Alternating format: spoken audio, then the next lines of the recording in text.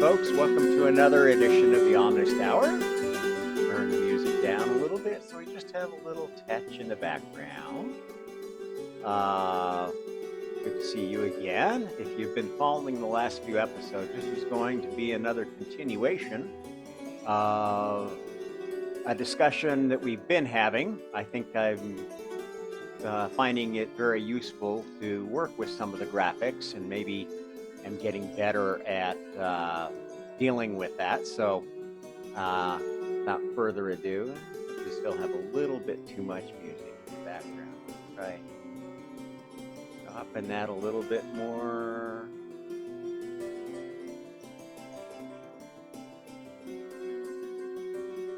Okay. So I'm going to turn the whiteboard on now, and you will notice that I've kind of made a nicer drawing of something that I think we're going to be talking a lot about. So just as a quick start, let's go like this. So leave it a little bit more room. Okay, as a quick review, there are 12 levels of consciousness that you can achieve. Spiritual levels, if you can imagine that. Now, again, reminding you that's 12 levels of a personal path, and there's many different paths. So depending on how you look at things and how many paths you switch to, which you might be following a path of wanting to be a spiritual scientist for a while, and then decide, you know what, I'm not digging the science thing so much, so I've decided to be an artist, and the path changes. So your personal journey might seem to have many, many stages, many, many levels that you go through. But what it all boils down to are 12 fundamental levels you can be at, and the full path is essentially a combination of moving around between these 12. Okay, 4 of the levels you can think of as being about physical incarnation, which might be represented as a tetrahedron, with the 4 vertices being, your 3 dimensions of space and the 4th dimension of time. And as a physical incarnation, that sort of defines, in a static sense, where you're at in any moment of your physical existence. Okay? The level of spiritual consciousness is a similar thing.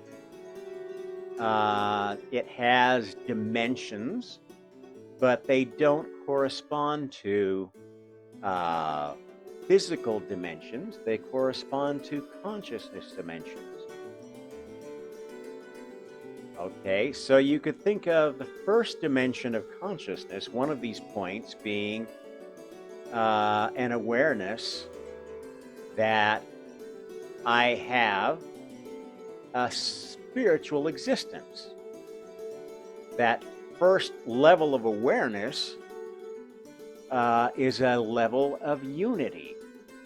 As we experience spirit firsthand, that would be our first inkling of encountering something in the spiritual world, this sense of connectedness and oneness, which many people talk about as part of their spiritual experience, usually the beginning of that experience, and that's why I kind of term it the gates of heaven experience.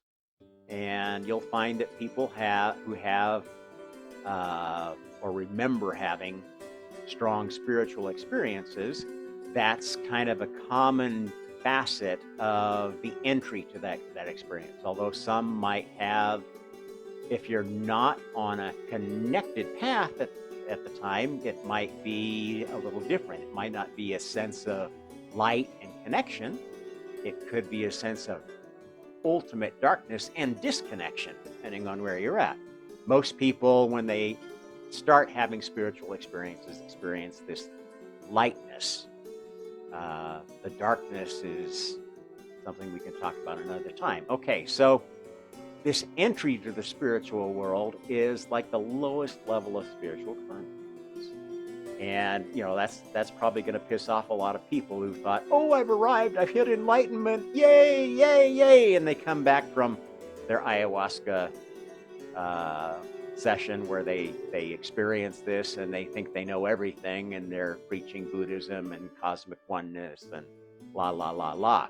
That's all well and good, but the truth is that these people have only experienced the first touch of the spirit, which, if you've never experienced it before in this incarnation, is a pretty incredible thing. It knocks your socks off.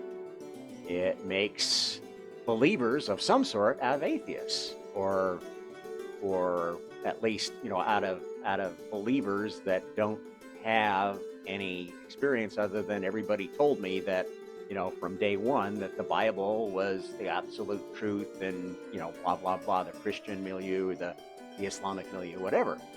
Okay, the levels after that, if the level that you start with is this connection, this oneness, the next level of spiritual awareness is a level of separation.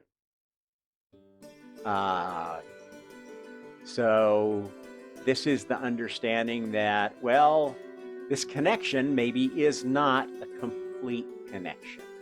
It maybe is a tribal connection to a spiritual tribe, and that tribe is one of a similar resonance.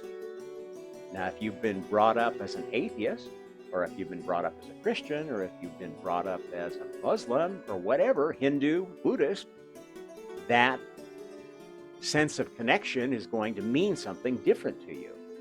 It's going to be like you're entering a different version of heaven, a tribal version of heaven. And if that's the only experience you have, it will leave you with the idea that, oh, okay, yeah, my religion is correct. My idea of this place, whether I call it nirvana or heaven or I don't know. I'm not sure exactly if there's a different word in the Islamic tradition or in the Hindu tradition of this place, but you'll keep calling it that. The atheist might call it the place of inspiration, not wanting to admit that there's anything spiritual about it, but maybe it's just a state of mind. Okay? As you gain more experience through physical incarnation and choices, and you get to this place more,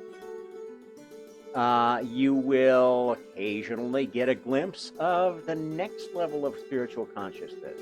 It's the level where, okay, and now I'm seeing that I'm just in one tribal version, or maybe I'm participating in a couple of tribes, because as you get a little bit more knowledge about the spiritual world, you realize that what's going on in heaven, call it heaven, this spiritual place where we go between physical incarnations, what's happening is that we are getting to connect with a tribe that we have sort of self-selected and has selected us. So it's kind of a resonance thing. And, if you're Christian, young soul, this place of resonance is going to be this very loving, wonderful Christian heaven where you might interpret the guidance that you're getting as coming directly from somebody like Jesus. Or maybe if you're more of a Mother Mary kind of worshiper, you may get guidance from Mother Mary or a saint, patron saint or whatever, depending on if you're Catholic or whatever. But as you progress, their goal is not to have you, well, it shouldn't be. I mean, it shouldn't be having you generate a dependency that keeps you stuck in their little coaching session of heaven. But that can happen because these spiritual coaches that you meet in the spirit world, they're not really Jesus. They're not really Mother Mary. They're not really uh, Lord Rama or I don't know, you know, some some Muslim saint or Allah himself. Not really. They are acting that part so that they can help you and so that you will respect their help because the other way of experiencing the spiritual world is that this entity that you see on the spirit side is something that's not familiar, something strange and weird, and you could interpret that as a ghost or a demon or some kind of haunting. um, this is how the folks in the spirit world who are interested in you, in your soul, manifest themselves. And the spirit world is a place of sort of spiritual incarnation. It's a place where the soul is aware of all its incarnations, aware of all of its experiences, and has access to the experiences of like-minded souls. So it is a place where you can be influenced by others that have similar resonances, but maybe are at a higher level, maybe know things that you don't. Okay, so this second level of awareness in the spiritual world is one where you realize, oh, I'm just part of getting the help of one of these tribes of souls that are taking their role right now. Instead of in the physical world, they're taking a role as a spiritual counselor, working with people. I mean, in a way, it's a lot like you see done with self-help groups in the real world.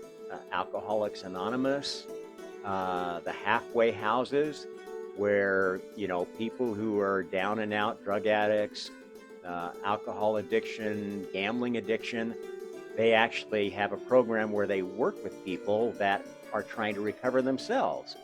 And that proves to be a pretty helpful model, because if you're trying to help somebody that you've never experienced what they've gone through, you tend to have a very judgmental and disconnected view of what they're going through.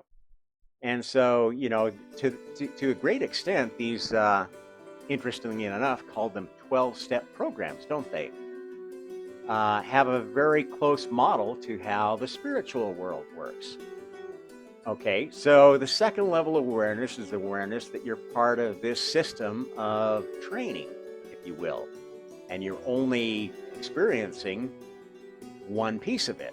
Now, maybe at this point, you're not ready to be an instructor. You're just knowing that, okay, when I'm talking about what I'm going to do with my life after I have the life review of this last incarnation, and I integrate that with my other incarnations, then I'm going to be working more consciously about what I'm doing here, rather than just, oh, I've got all these problems, I've got all this karma. Now, at the second level, maybe you start becoming more aware of the good karma, that you're moving towards something, not away from things. And when you're a very young soul experiencing physical incarnation for the first time, especially in a complex vehicle like a human body, a lot of what you're doing is experiencing things that you're going to want to run away from, either because they felt bad, they hurt, they were painful, or because they caused pain, because you realize, wow, I've got some tendencies in my personality, my ego, my soul, that are not very pleasant, that make me do bad things. And as I've said before, you can embrace that or not. If you embrace the dark side in you, you'll eventually become, for long enough, you'll eventually become a dark god. Okay, so at the second level, you're starting to become aware of that. At the third level, then that's where you kind of say, oh, okay, I get what's going on here. I am a part of a particular soul tribe in the spirit world. And this is the level at which you say, okay, maybe I don't want to go back and incarnate anymore for a while. I want to stay here and become an advisor and start helping people and learning from helping them deal with trauma of the life they just had and decide what life they want to make next. And, I'm going to be a teacher instead of a doer for a change. And unlike what they say about teachers in the real world, the physical world, those who can't do teach, in the spiritual world, you don't get to teach until you've done, until you reach this level of awareness where you've got this third leg of the pyramid of spiritual awareness under your belt. And it's a connected area. It's like a very engaged experience of the spiritual world with a mission. But again, it's a mission that is very personal, and although you're involving yourself with other souls that you're guiding, and you get a certain amount of guidance from other teachers, you're still learning things about yourself. You're learning what you're good at teaching, what you're bad at teaching. You're learning teacher's hubris of, what's a common foible that teachers fall into? They tend to make teachers pets of students that they find particularly resonant with.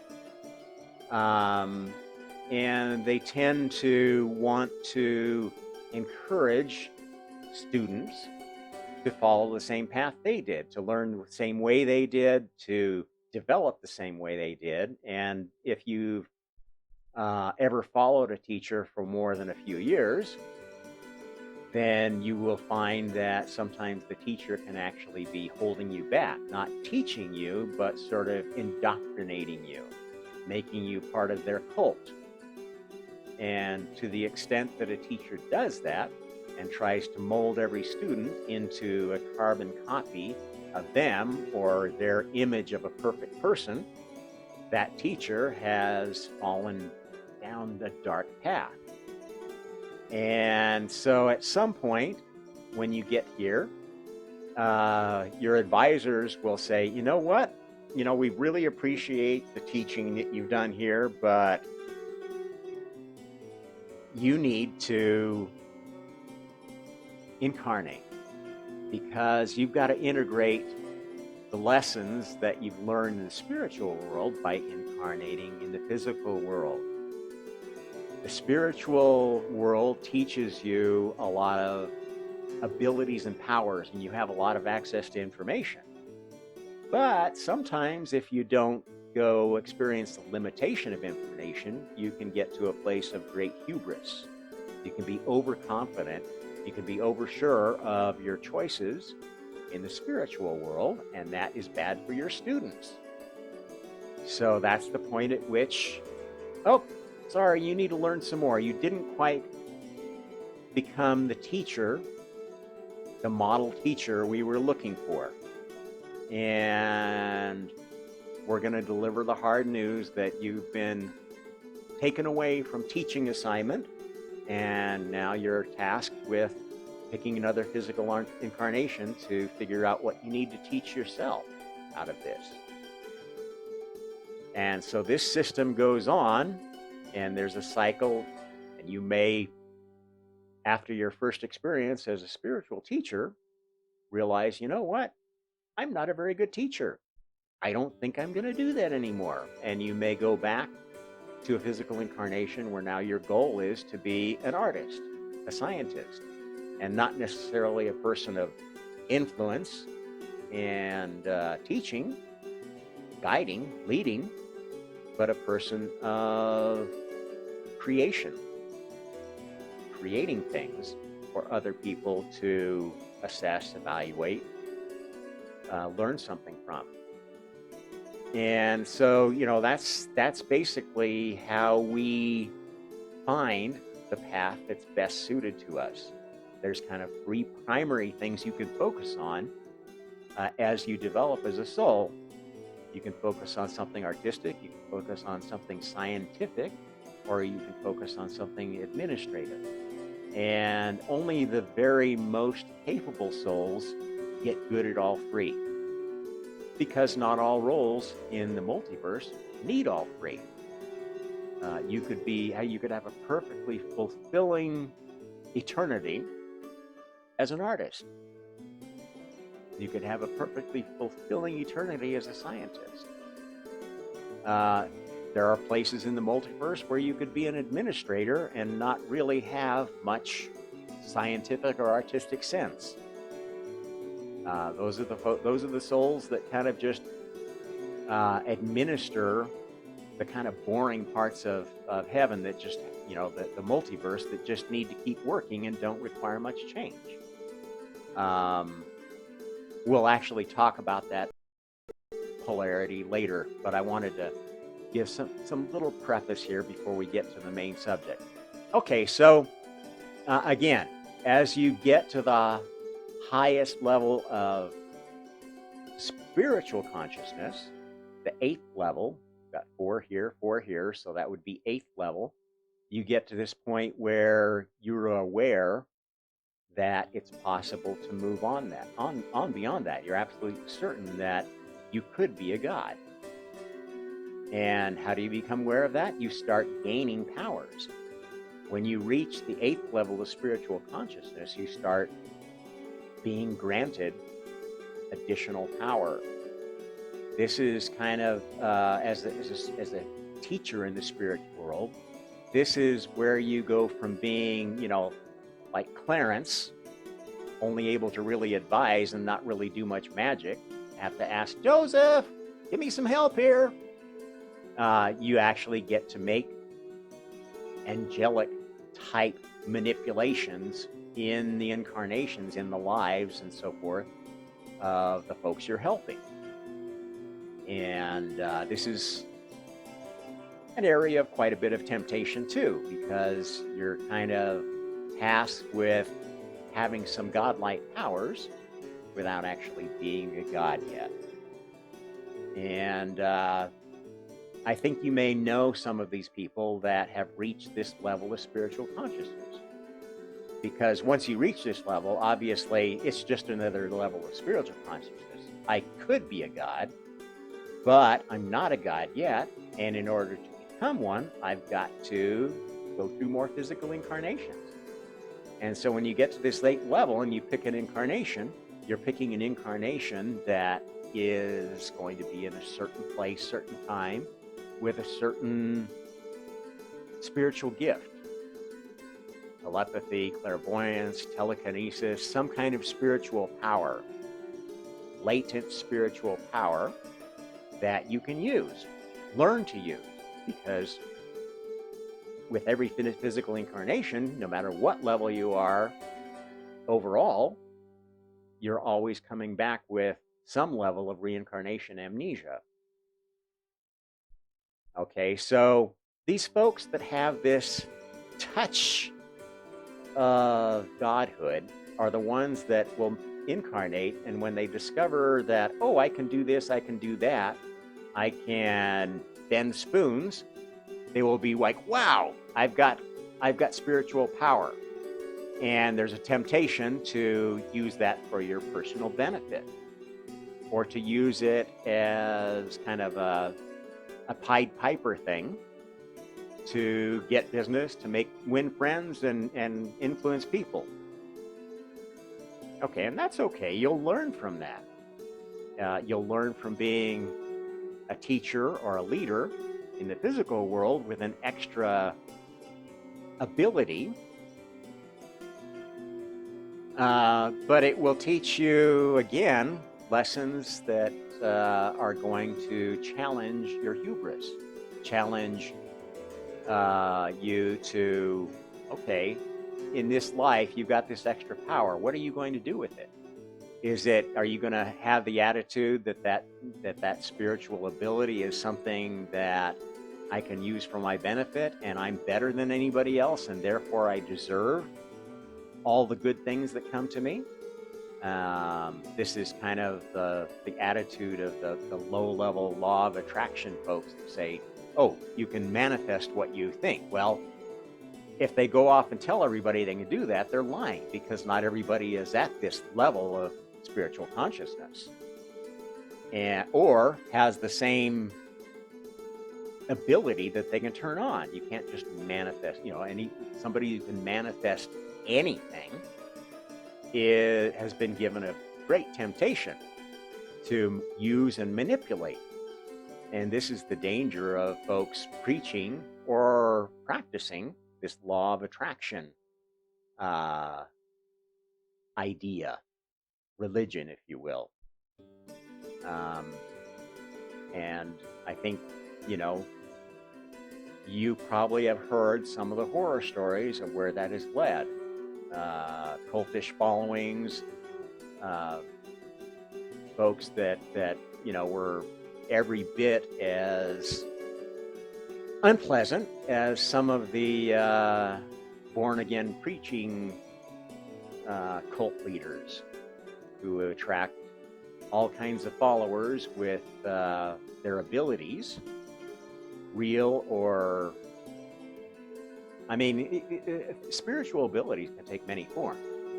And the purest form is one that can manipulate minds, because the spirit is a force. So, an ability to manipulate other minds is a God power.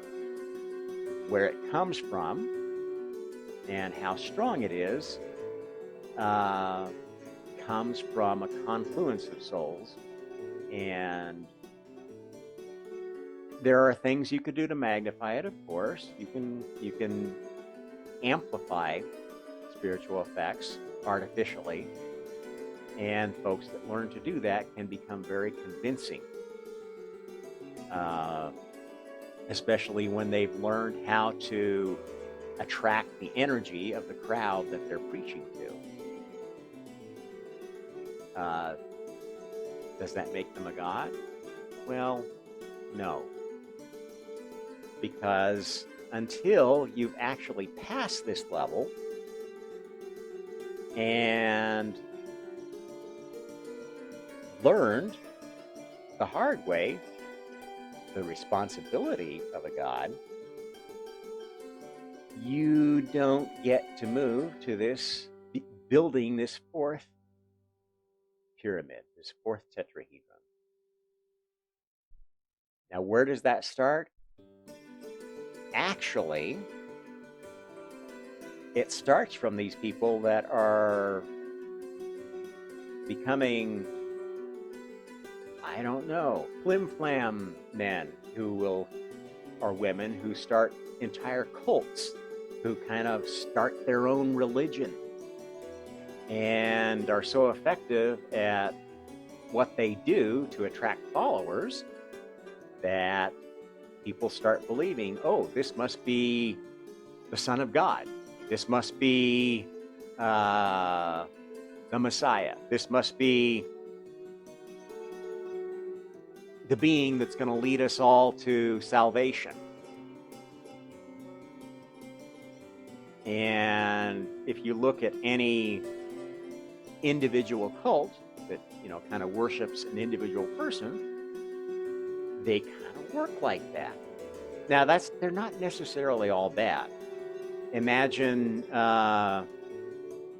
that, if this God in training is passionate about art, could just create a whole new school of art that becomes like the dominant fashion for a while. A Mozart, a Beethoven, Van Gogh. A scientist could be like this. So, Sir Isaac Newton, when he reached this level, his soul had an incarnation as Sir Isaac Newton. You probably didn't know his soul, or maybe you did. Maybe he was other scientists in earlier life, or had other special lives that were famous in human history. But when this soul incarnated as Isaac Newton, he was ready to become a god of science and just had this innate ability to figure things out and put things together. Happened to be born in this special place, London, where, you know, it was a hotbed of science thanks to this renaissance of art that happened in the reign of Elizabeth I, Shakespeare, etc., etc. This one of these special times, and there he is. He's somebody that was able to pull together ideas that nobody had ever thought of before into Newtonian mechanics, a way of calculating a lot of what's going on in the real world that, wow, it works. Gravity, blah, works like this. Is it absolute truth? No, actually, Newtonian mechanics is an approximation that falls apart at a very large scale, planetary, stellar scale, and falls apart at a very small scale. But Isaac Newton is still kind of worshipped as a god of science. Been supplanted maybe by Einstein. Other particular scientists that are worshipped, Tesla is kind of worshipped as a god of science, right? So these are all people that you're familiar with who have had Messiah incarnations. And a Messiah incarnation is when a soul at this level lives a life where they earn a spot as a god. Okay? That's what the Messiah system is about. Getting from this level, 8th level of full spiritual awareness, incarnating with that awareness, and living a life that turns you into a god.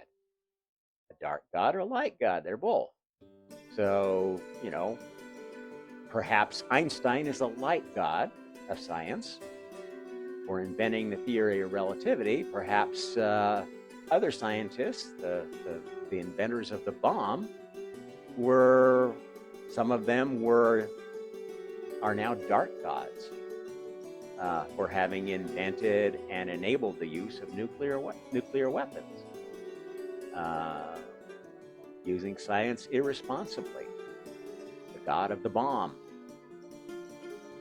And as I've told you, and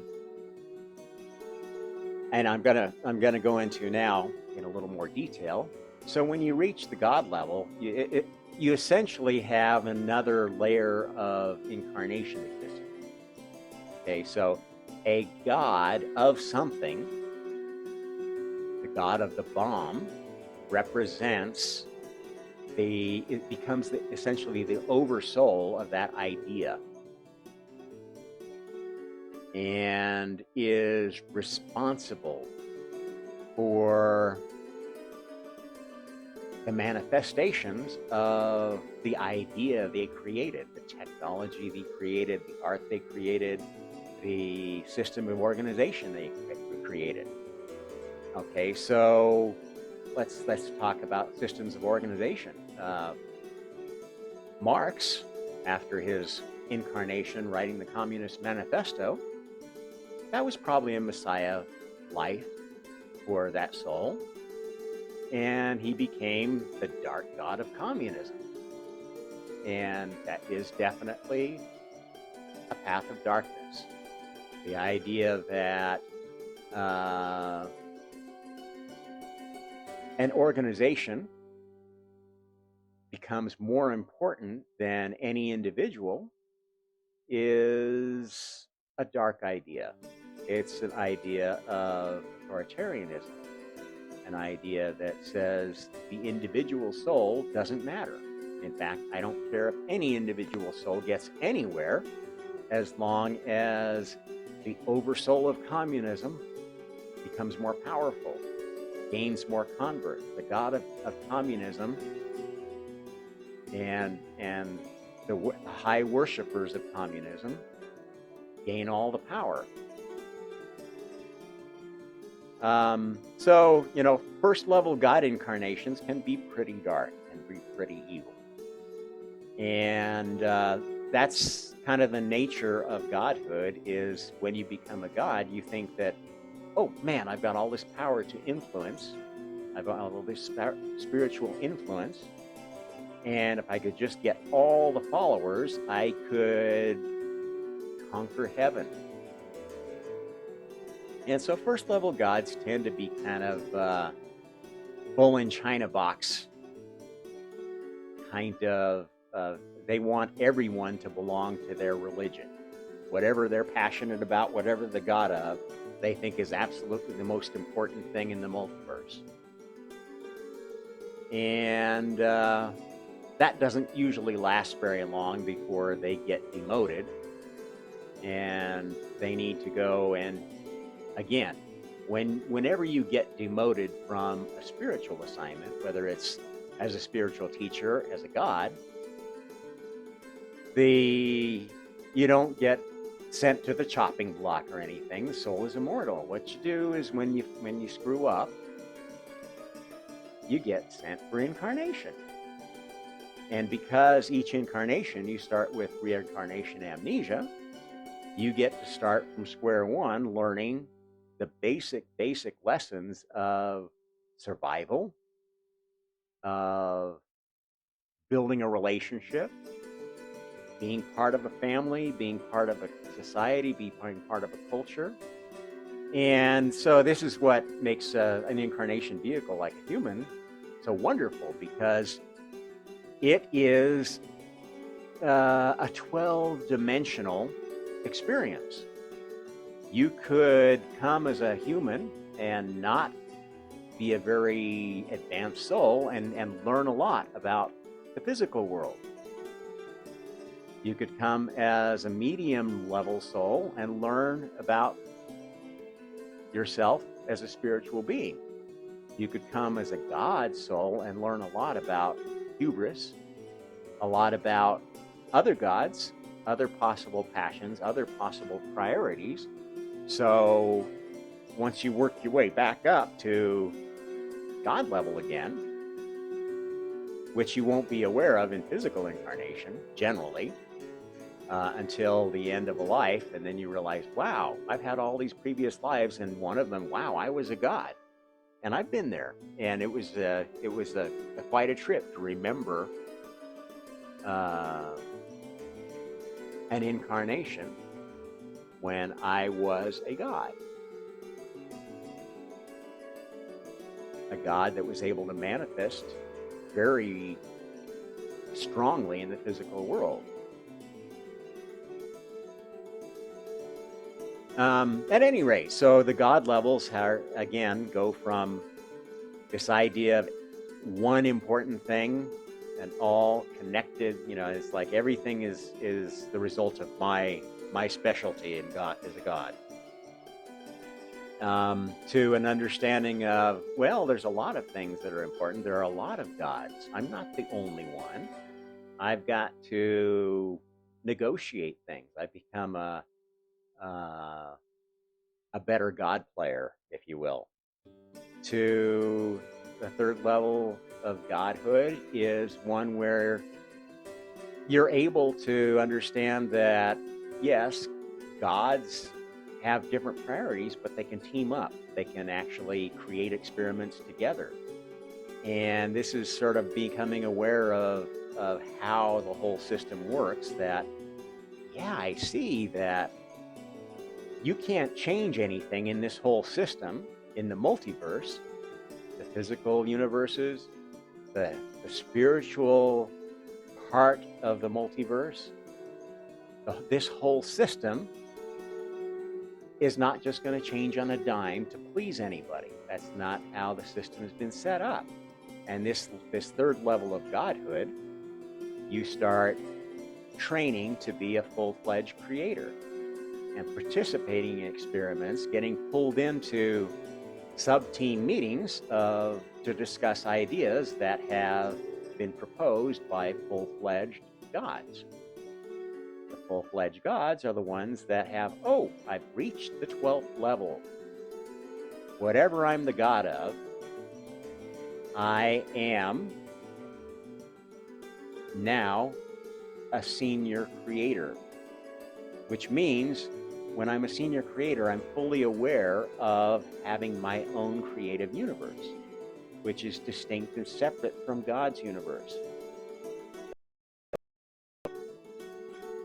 The first universe, the first physical world, the first spiritual world that is the parent of every other one, was created by the first soul. And that soul is the only soul that really deserves to be called God, capital G.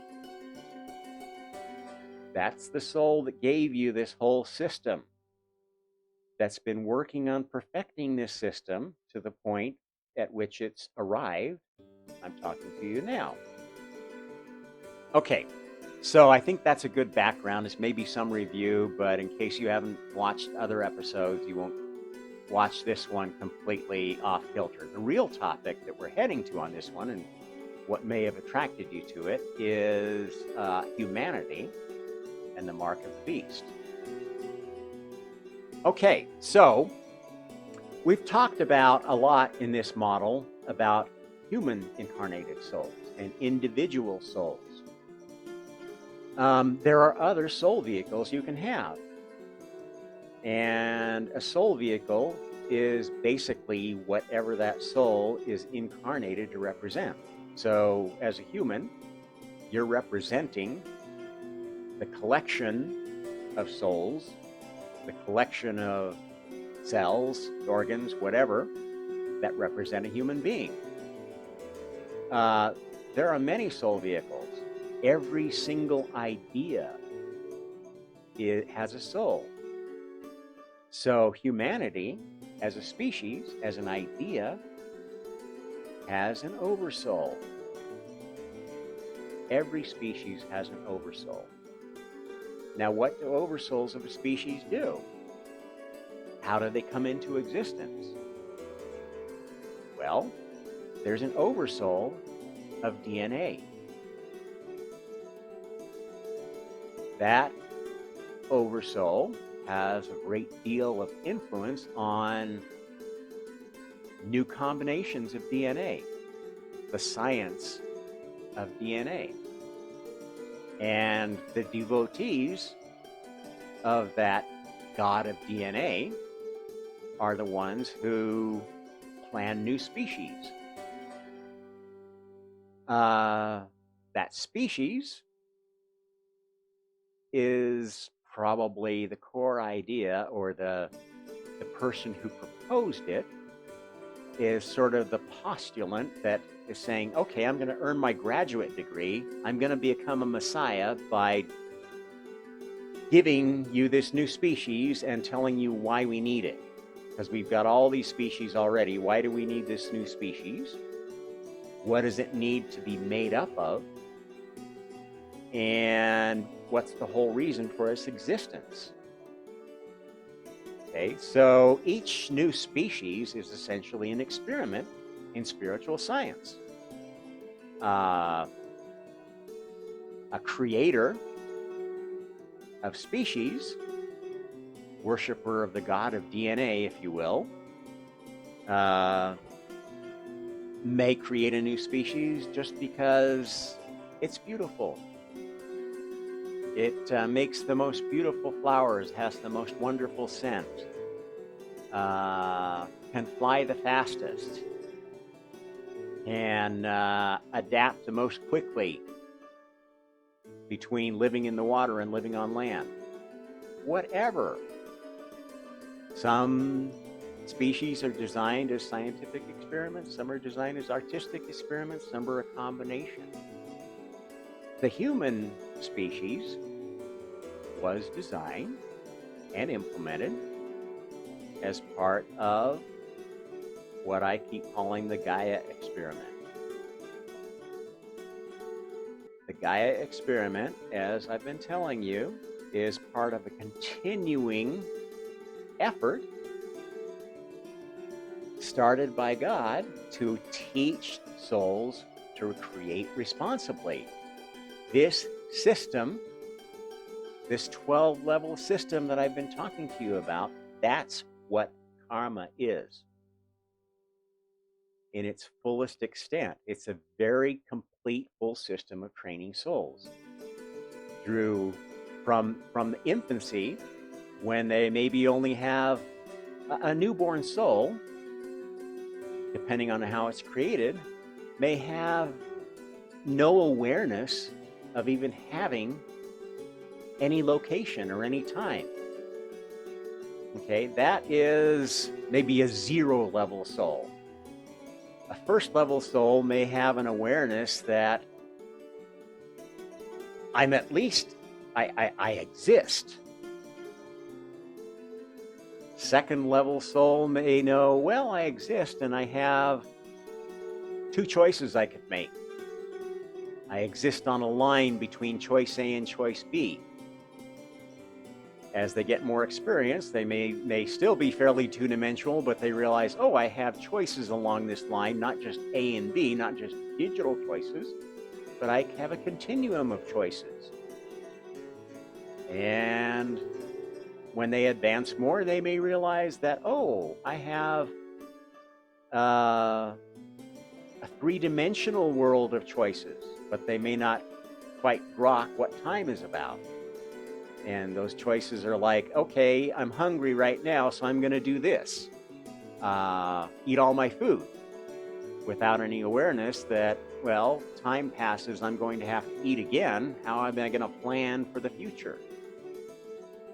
Time is in the past. I've had other experiences, other memories. Could I use those memories to make a better decision? Well, when you learn to integrate time into your consciousness, that's essentially a full understanding of physical incarnation.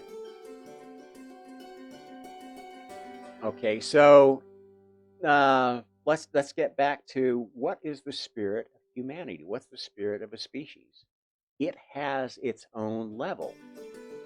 And humanity, the idea of humanity, is an idea that earned somebody a godhood.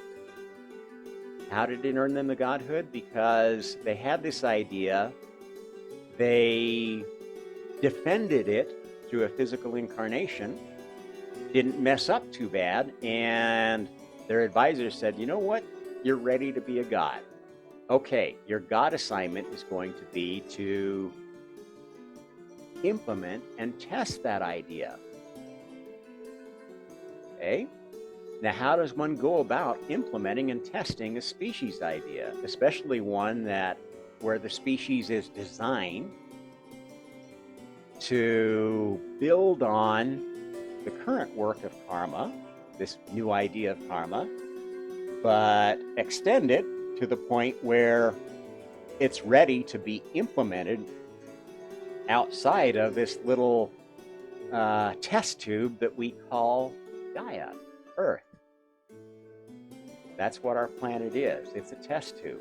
That's why we're at the end of a spiral arm of a galaxy called the Milky Way, one of many, many galaxies. And, you know, what's so special about it? Well, this is what's special about it. This is why we have prophets. This is why we have religion, why we have our race memories, our historical memories in all cultures of some higher purpose, because there is a higher purpose for this experiment.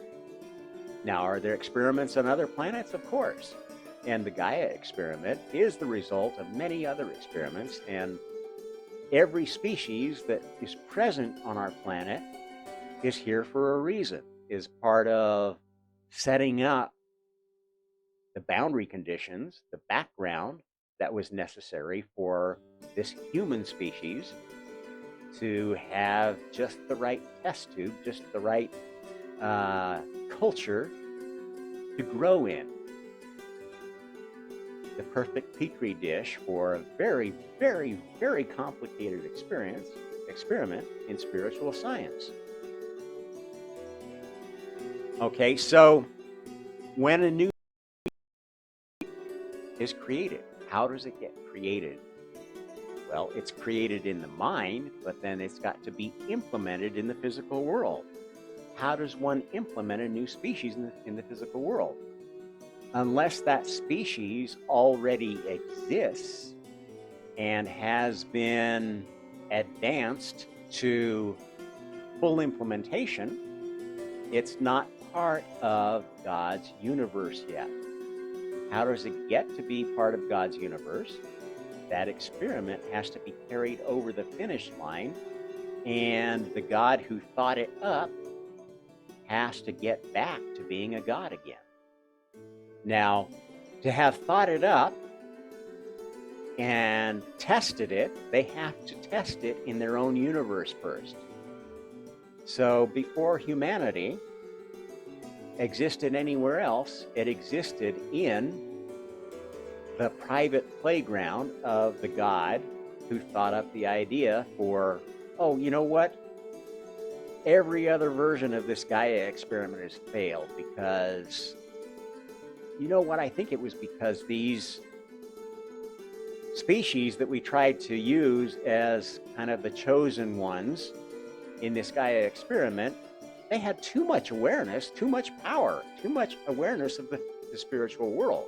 And we thought that was a pretty good idea when we set up this experiment, but you know what? It made them kind of lazy.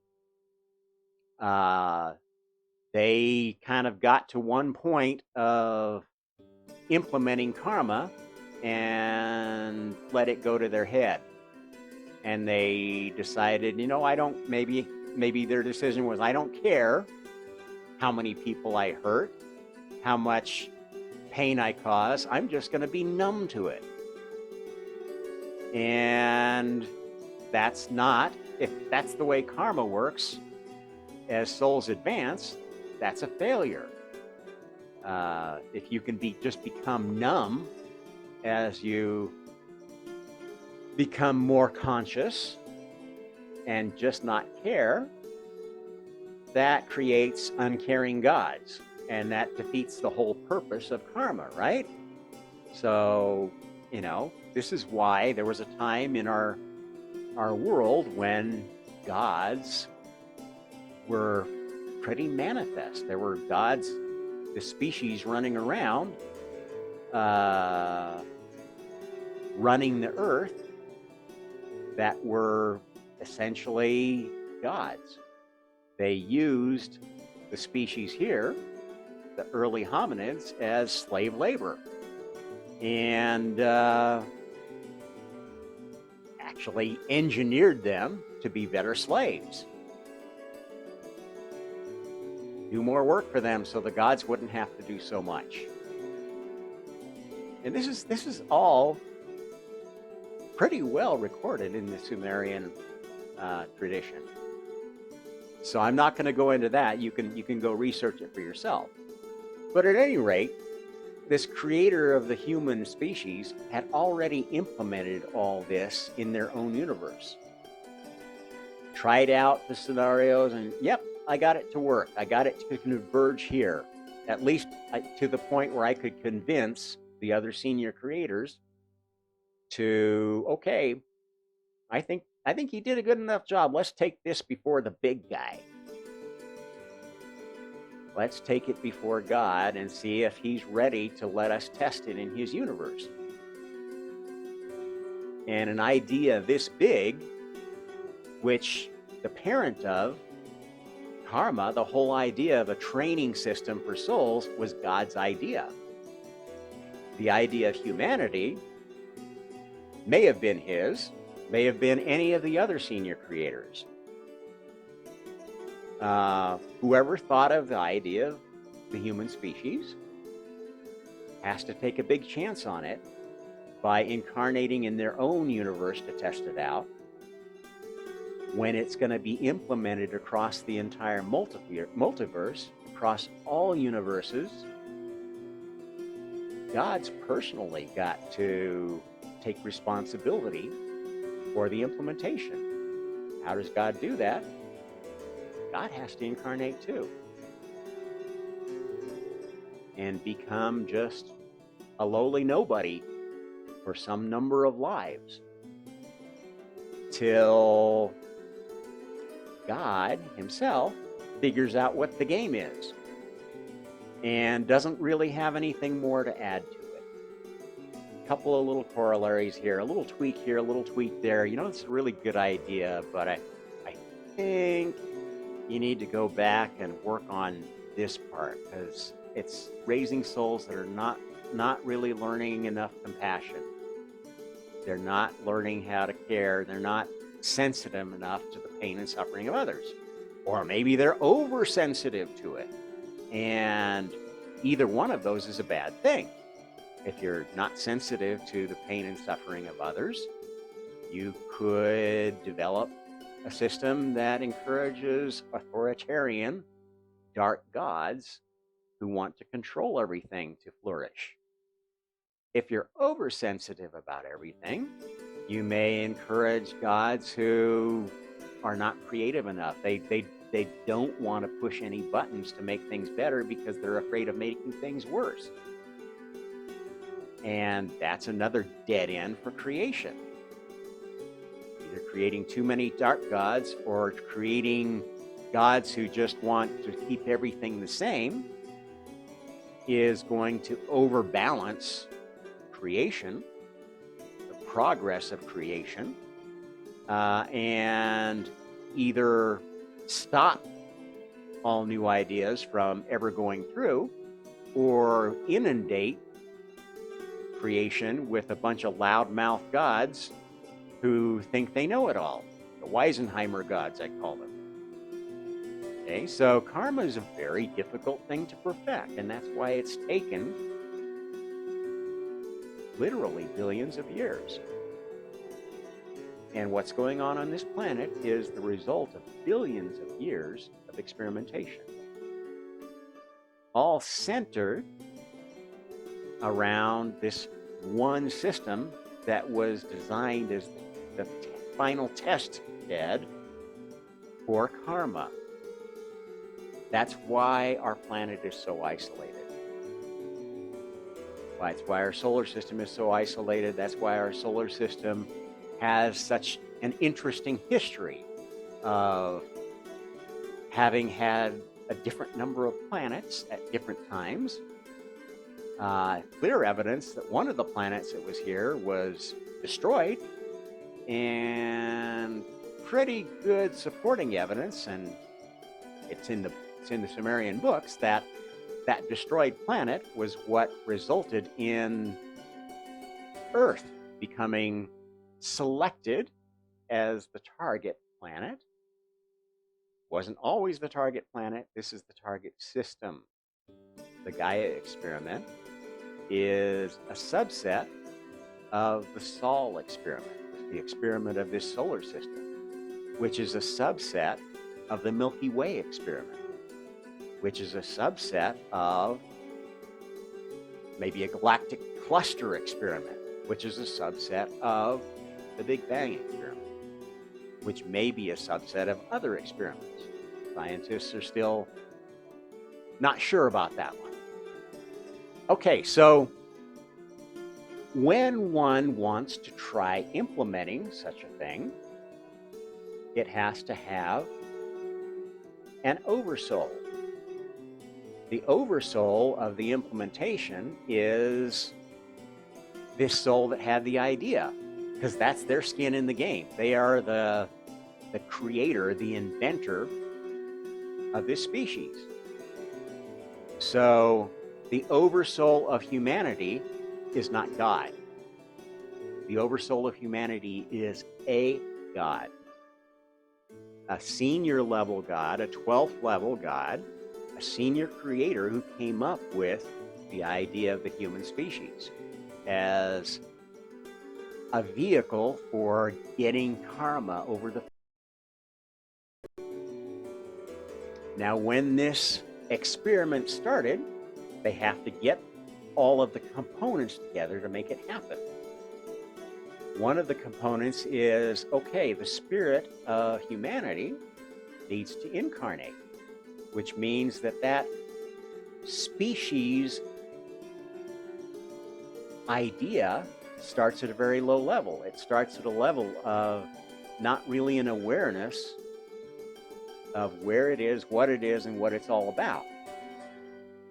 That's how humanity got created, as just almost an afterthought of some gods who thought they were doing something totally different. Because the spirit of humanity was just knew it had to exist, and it had to exist on this planet. And it attracted the energies, the other species that were necessary to create the DNA that had been proposed as, I think this is the DNA of a creature that has just the right sauce, the Goldilocks creature that has just the right characteristics to solve this problem, to solve the remaining issues in this problem, because karma has existed before human beings. It's just been refined by human beings. Now, what did the laws of karma look like before? I'm not going to get into that. I could do a whole separate section on that.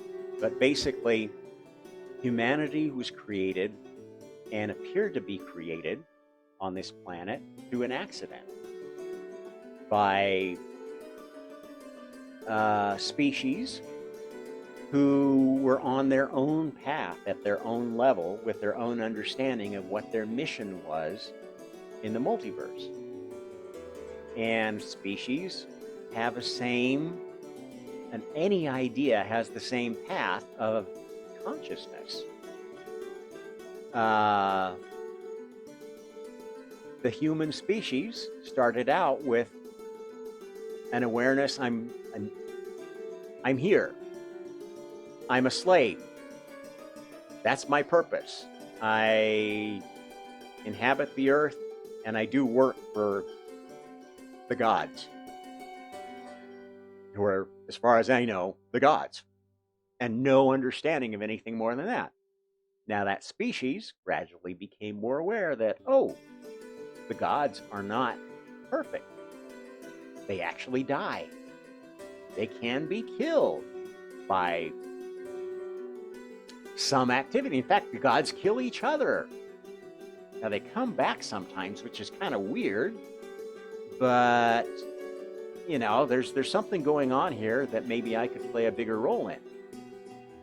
And as this experiment developed and other species maybe came, maybe there were two groups of gods that fought against each other because they each had an idea. Maybe the first bunch came and made humanity as a slave race, and the next bunch came and saw, oh, this other species which you've been at war with in the galaxy for eons is trying to enslave this planet and build another slave species for them to use and abuse, and we're gonna fight them here and keep them from taking over another planet. Or maybe create a competing species. And you can see how these things can work. And maybe neither of these species were aware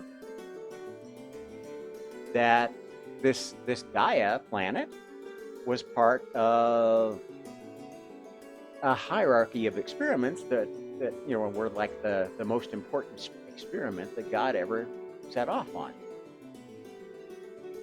This happened. Okay, so the human species develops. At some point, it becomes aware that it has some sort of a spiritual nature. This is when a species starts creating gods. And at first, maybe the god is yourself or the leader of your tribe, or you know, the person who has the first spiritual inkling is the god. And this is kind of the shaman level of a species, where the tribal leader is by virtue of having the ability to communicate with the spiritual world and the ability to communicate and lead well within the physical world. This would be the god of a tribe, would it not? And especially if your species had reached the point where these other gods weren't giving you much direction, and maybe they'd all left, maybe a cataclysm had somehow wiped out all the DNA of the gods, because maybe they were giants and they couldn't adapt to the conditions, or they just didn't want to adapt. They thought, this planet isn't worth it anymore. It's too volatile. Let's pull back our expedition and just leave these slaves to figure out what they want to do with themselves. Or maybe they mix with them, and there's some smart slaves that want to stay because we're happy here, or get left behind because they're half-breeds. Okay, anyway, you see where I'm going with this. Humanity, as a species, has a path here of awareness. And that path of awareness might start with an idea of a very localized god, of a tribe. It might progress from that to, well, two tribes run into each other. Now we have a challenge of multiple gods. Who's the winner god? What are the ways that we can deal with that? That's kind of dealing with the second level of a species' spiritual awareness. And one might envision coming up with an idea of, well, there's a hierarchy of gods. Let's create our gods with some sort of a pecking order, a pantheon. And that works for a while until it doesn't, because again, you're creating your own gods instead of seeing them manifest, and you're creating a priesthood that doesn't necessarily inherit their power from any real merit, but inherits it from the fact that their dad was the high priest. And the dad had all this power and has a kid that he wants to follow in his place, but doesn't necessarily have the same gifts. And that's how we get to the next level of spiritual consciousness, where it's like, you know what? I don't think these earthly people, these god kings, are really gods. There must be something else. Let's find the spiritual people and listen to them and see if they're giving us any ideas of who the real god or gods is. And this is kind of the third level of awareness that, you can't just create God. There must be some sort of process that God reveals himself to us. And this is the era of prophets. And unfortunately, it's hard to separate prophets from prophets. And profiteering from prophets can be pretty profitable. And so in this era, we've seen many prophets come, establish new religions that were more spiritual in nature, that said, God, ultimately, the highest spiritual power probably isn't just some person, isn't who necessarily has the most power on earth. Well, there's still some religions out there that say that believe the person that has the most power on earth is the Godfather. There are whole families, in fact, that exist for the purpose of trying to become the Godfather, because they really don't believe there's anything more powerful than them. But that's neither here or there. At any rate, so humanity got to this level of prophets. The 8th level of a species awareness is that of understanding that a species has the ability to evolve, to learn, to become a god species. How does the species become a God species, you might ask? Well, it's got to prove to the multiverse that it is worthy of existing outside the world that it developed. How does it prove that? It's got to prove it by not destroying itself, by not getting destroyed by some other species that feels threatened by it, and by providing something useful enough that other species want to carry it around to all parts of the physical universe, God's universe, God's physical universe. In order for a species to become a God species, it's got to spread. It's got to spread enough and learn enough through that spreading to advance from being a proto-God species to a full God species that gets kept in the book of life permanently. And this Noah's Ark story is an interesting one because it plays out at many levels.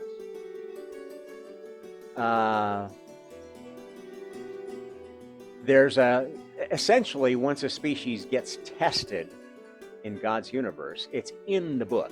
It's part of the code that has been.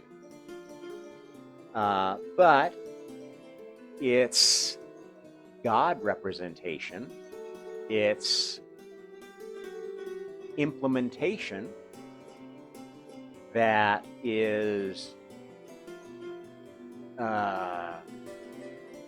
manifested as a creature that can do the work of God may not be preserved. Okay, so this is turning into maybe a bit longer than I'd hoped, but it's really hard not to go down some of these paths. Imagine at one time there was a species of dogs that became advanced enough to have their own gods, to have their own cultures, to be as highly developed as humans. Perhaps that species at one point was one of the ones being considered as a final implementer of karma.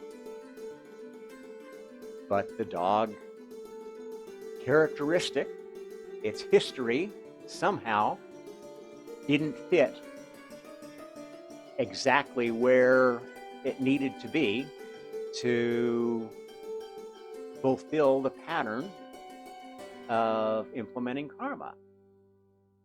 That smart dog species could have been wiped out, but the DNA may have been preserved. Maybe the species that wiped out the dog people, interesting why they call Sirius the dog star, huh? That DNA was pretty useful.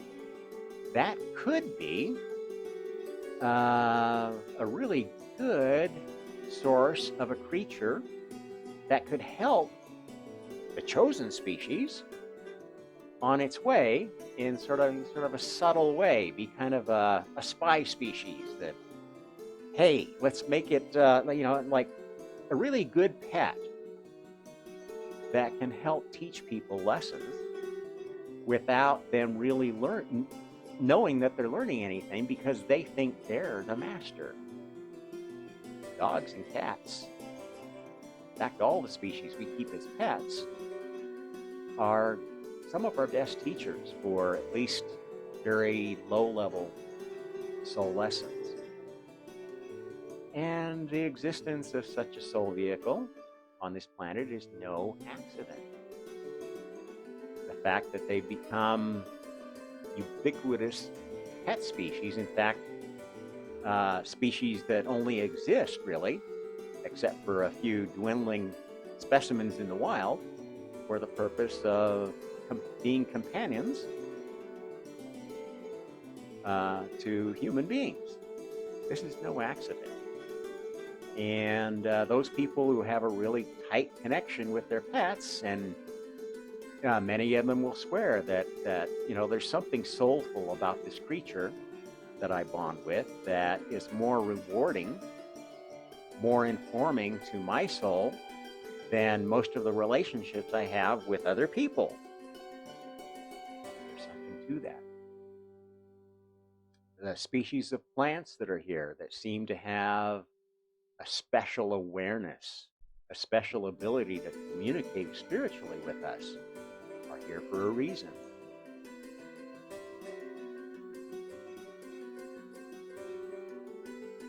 Look at religion, world spiritual experience, and look at what they use as substances for spiritual purposes. Those are not an accident. They don't call alcohol spirits for nothing. The communion of wine is not just because people like to get drunk. The use of ayahuasca in South America is absolutely a core part of the spiritual experience of the tribes, the nations that grew up there. Other substances like peyote, magic mushrooms, whatever. Any of these psychoactive plants are used for spiritual purpose. They can also all be misused, just like we know alcohol can absolutely be misused. They all have a dark side. They all have a downside. These species all have their own agenda, their own win in this thing. And not all are necessarily playing on the same side as the folks that want this human experiment, which is part of the Gaia experiment, to be successful.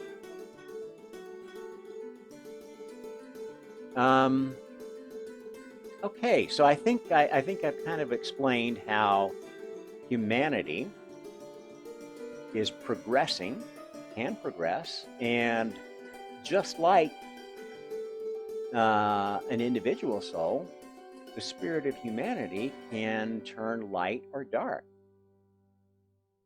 or maybe somewhat ambiguous what it wants to be when it grows up. And when a whole species is kind of at this bipolar moment where it doesn't quite know whether it wants to go down the light or dark path or what it wants to be when it grows up, is essentially where we're at as a species right now. And this is indicative of being at this challenge point of, is the species going to become a God species? Going to be one that's allowed to spread and grow across the multiverse? Or is it going to become one of these archive species that we'll use bits and pieces of for other experiments?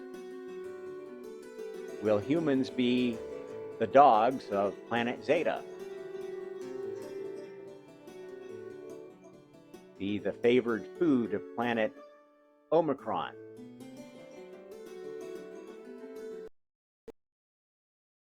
Okay. So at this juncture,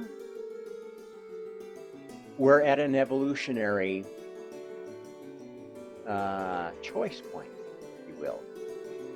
And when you're talking about a species, and the oversoul of a species, okay, that oversoul, when you're taking on the oversoul role of a thing like a whole species, okay, you're not living a single life. You're representing many lifetimes of a whole genome. That representation will last as long as that genome does. And some of the solutions to this decision point of is this worthy of being a God species are about, well, okay, I think if we make these few tweaks, if we take this group and isolate them in a new environment,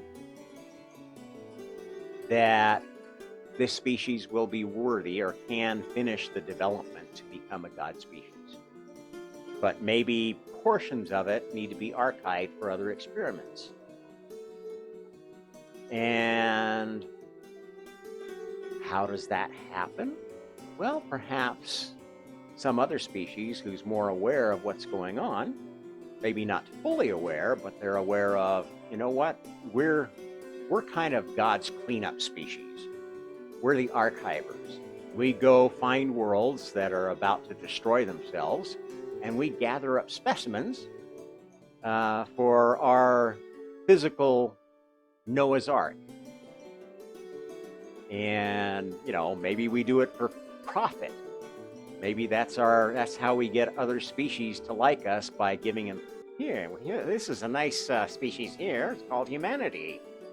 We found it on planet Earth. Well, I don't know. It's this weird planet on the spiral. But anyway, it's a hominid species. It's not very good as a slave. It's had some problems with that, but it really would be perhaps a good species to use for colonizing M-class worlds on so-and-so stars, because it's very well adapted to such and such kind of planet, and is very industrious, very gullible, actually. You can give it, all sorts of interesting ideas, and as long as they're motivated by personal gain and reward, why they'll do just about anything.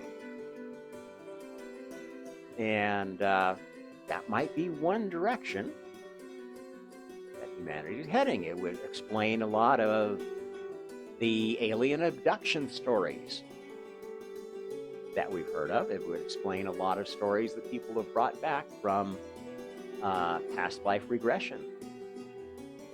It would explain some of what people remember from psychedelic spiritual experiences. I'm not going to discount that.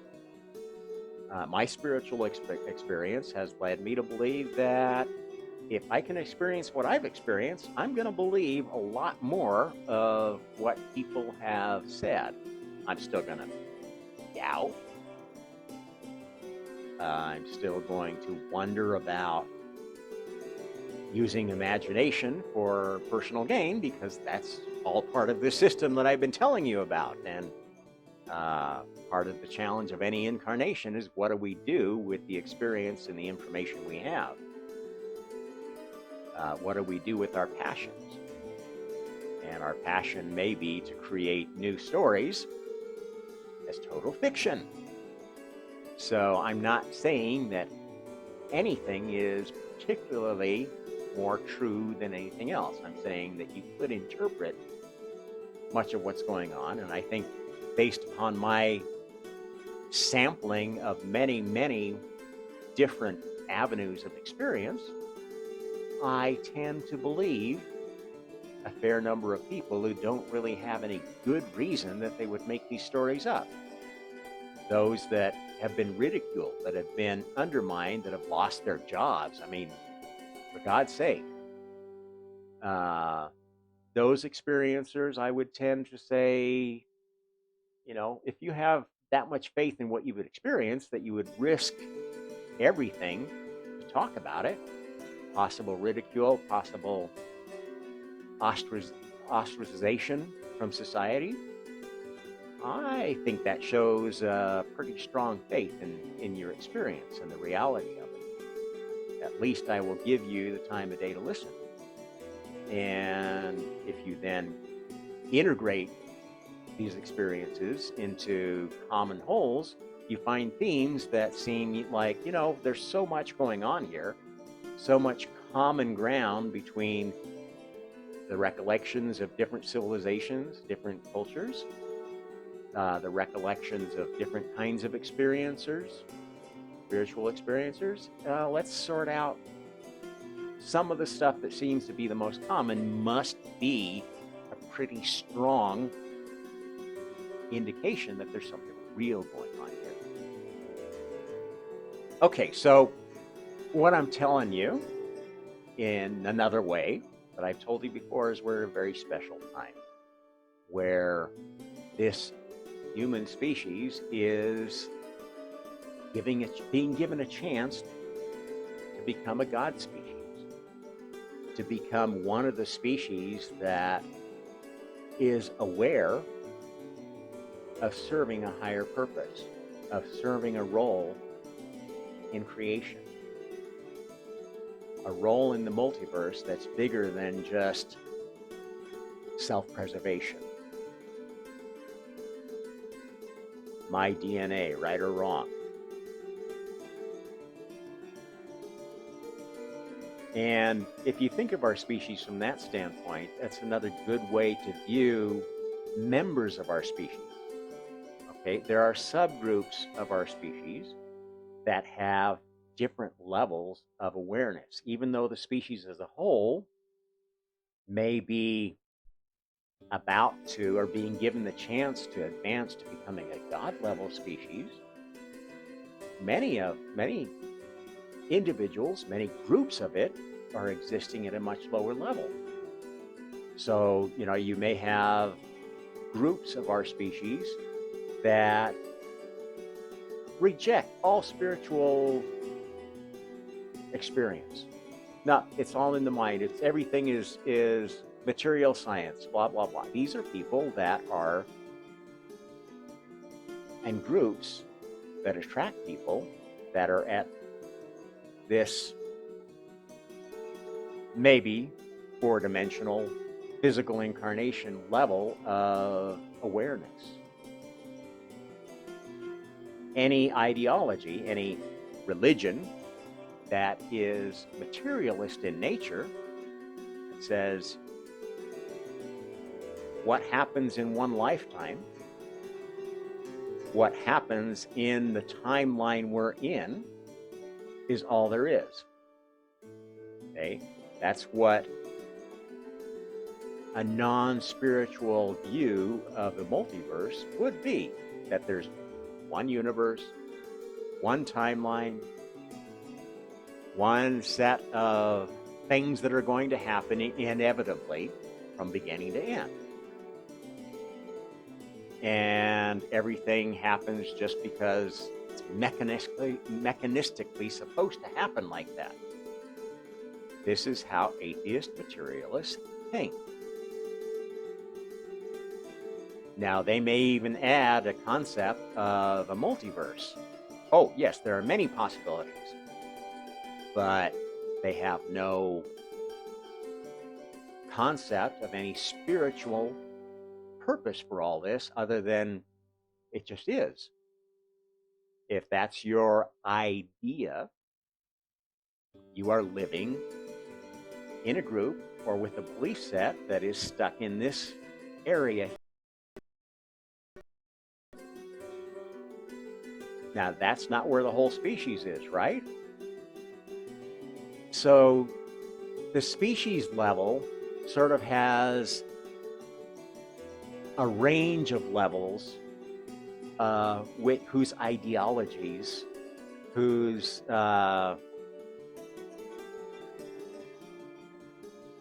worldview is tenable. Okay.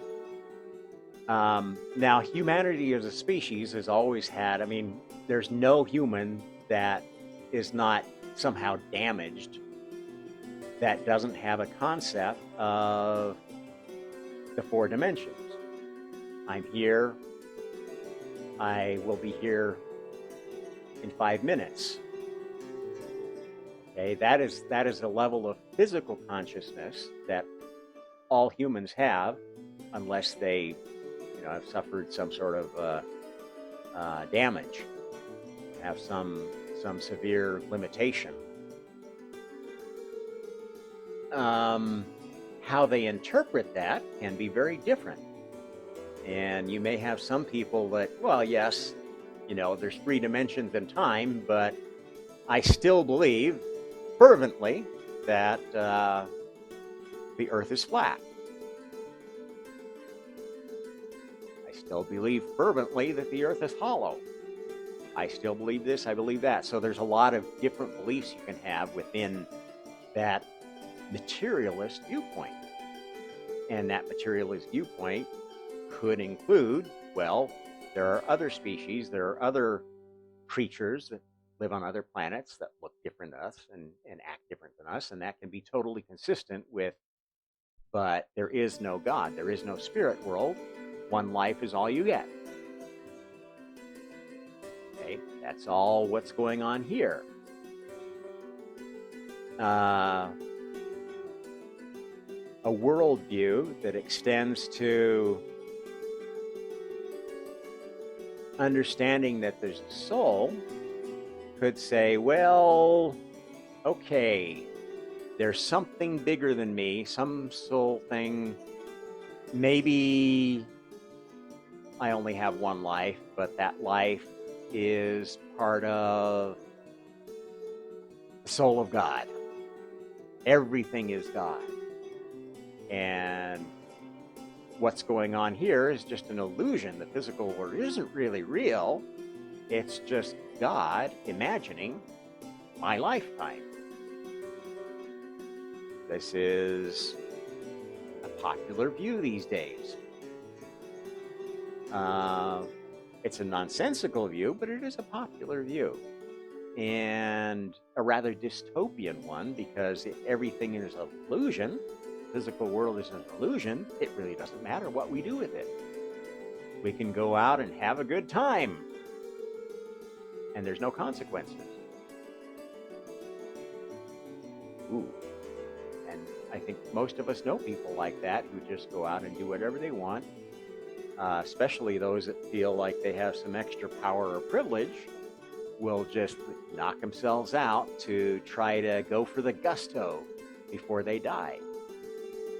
Because if you don't accept the soul is immortal, if you don't accept reincarnation at least, you think that this life is all there is and you got to get what you can out of it.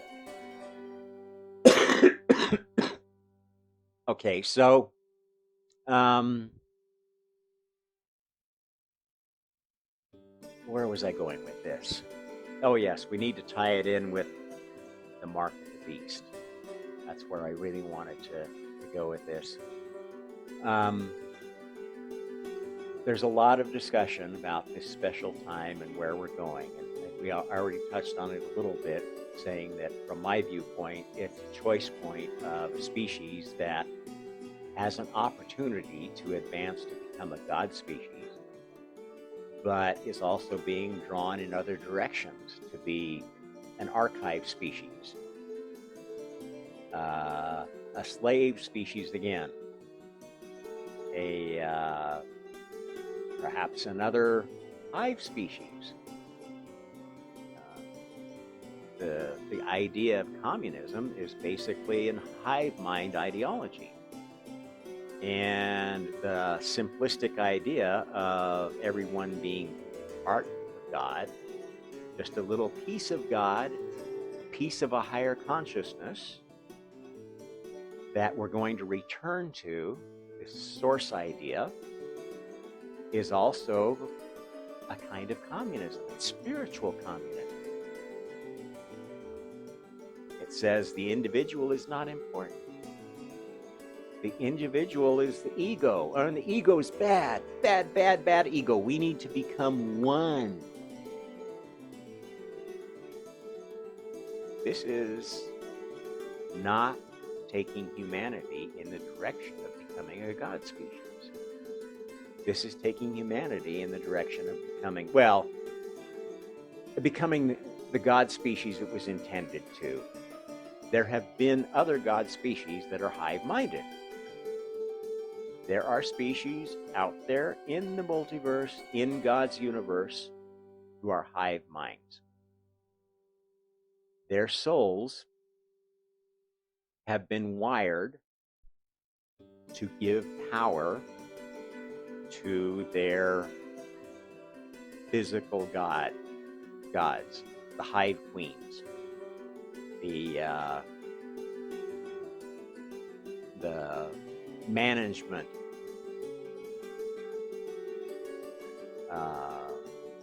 subspecies of their species. And if you have ever seen the movie Starship Troopers, where there's this bug species, perhaps, that has many different subspecies that serve different purposes, but whose activities are directed by individuals of a brain subspecies. This is essentially what hive species can be like. And we can observe them on our planet. Bees, ants are hive species. Many species of plant are of a hive characteristic. They may have a very high level of awareness as a species, but that awareness is either concentrated in one consciousness.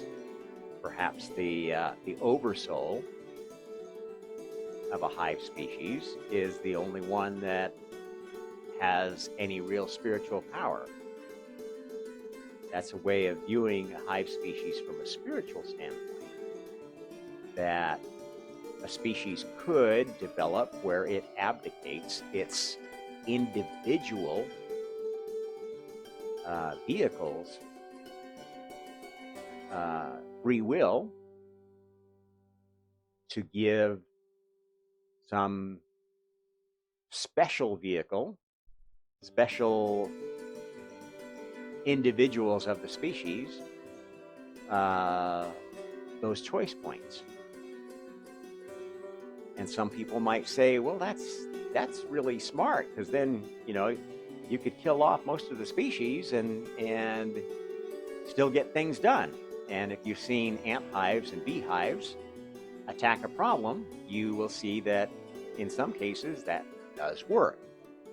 If you're fighting off another colony, if your army can kill enough of the other army and overwhelm their hive and kill their queen, you can win a war as a hive species.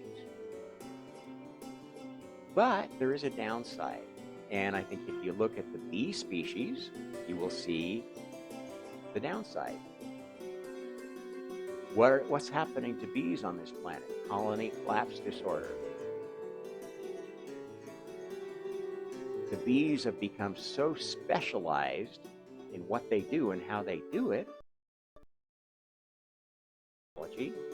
has mucked with their navigation system, has mucked with the communication between the worker bees and the hive, and has mucked with the queen bee's ability to send out signals for other types of things to happen. When a colony needs to send out a new queen to start a new hive, how it interacts with other hives. This is the Achilles heel of a hive species. It becomes very brittle and very susceptible to especially mind attack, which mind attacks are spiritual attacks by other species.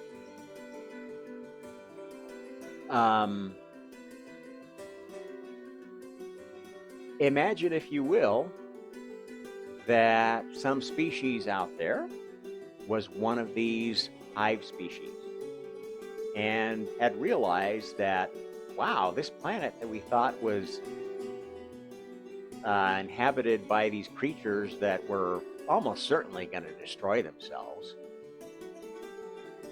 realized, you know what? They didn't destroy themselves. Despite all the encouragement we gave them to use their bombs all of the effort we put into trying to create an incident that would cause them to use all their bombs failed. The Cuban Missile Crisis, we did such a good job of planning that destruction of that uppity species. They didn't destroy themselves. Maybe somebody else is getting in our way.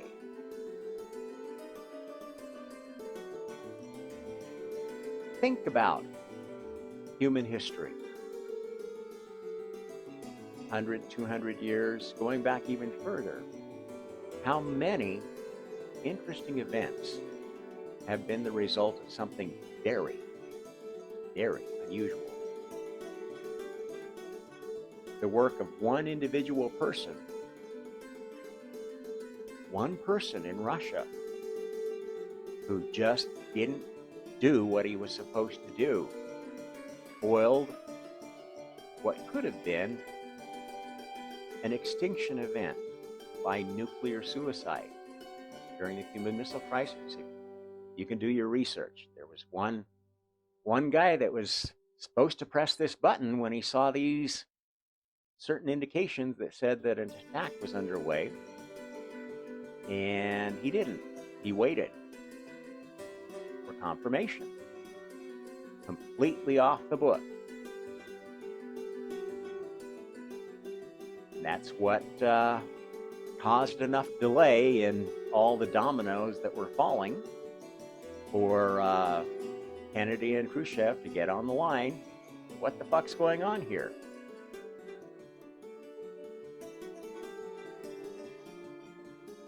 There have been many, many situations like that. Omicron. What are the chances that 2 years into a pandemic, there would be a variant that was the most contagious ever and the least dangerous? Well, maybe the chances are pretty high, but you gotta admit, we dodged a bullet with that one.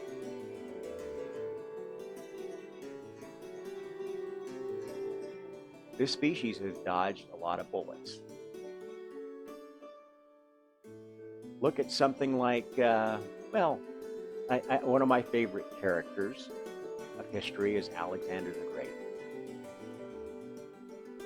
Where did this guy come from? King of Macedonia.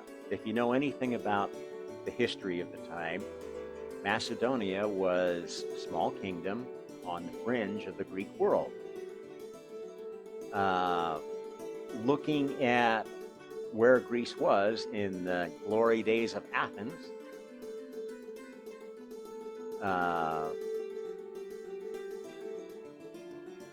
you would never have imagined that Macedon would produce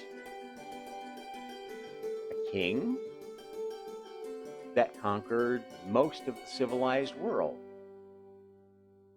by his 34th birthday. Not only that, just happened to have had the tutelage of Aristotle, one of the most influential philosophers of the great Athenian age, the student of Plato, who was the student of Socrates. How did that philosopher end up being the tutor to the son of Philip II, who himself was a good soldier? Don't get me wrong. He's the one that sort of built up the Macedonian kingdom to be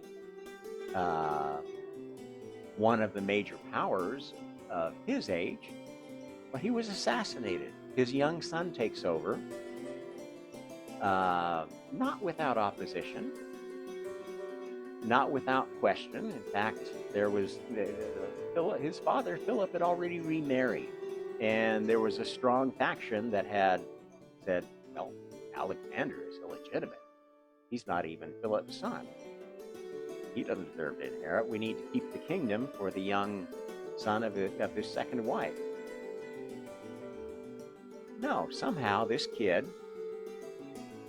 takes the kingdom, manages to whip the army into conquering, cowing the rest of the Greeks, and selling them on the idea of a great invasion of Persia to get revenge for Persia's invasions of Greece.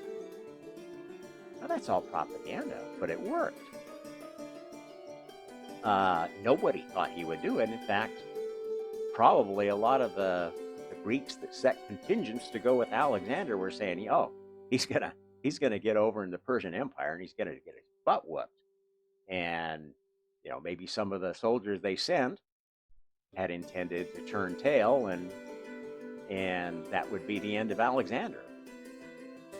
But domino after domino fell, and this man, by 34 years of age, was the ruler, had conquered all of the Persian Empire, had made incursions into India, conquered Egypt, done things which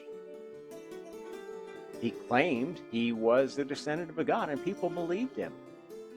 And for hundreds of years after that, Alexander was worshipped as a hero god, human god, but kind of in the vein of the hero gods of legend: Hercules, Gilgamesh, Moses.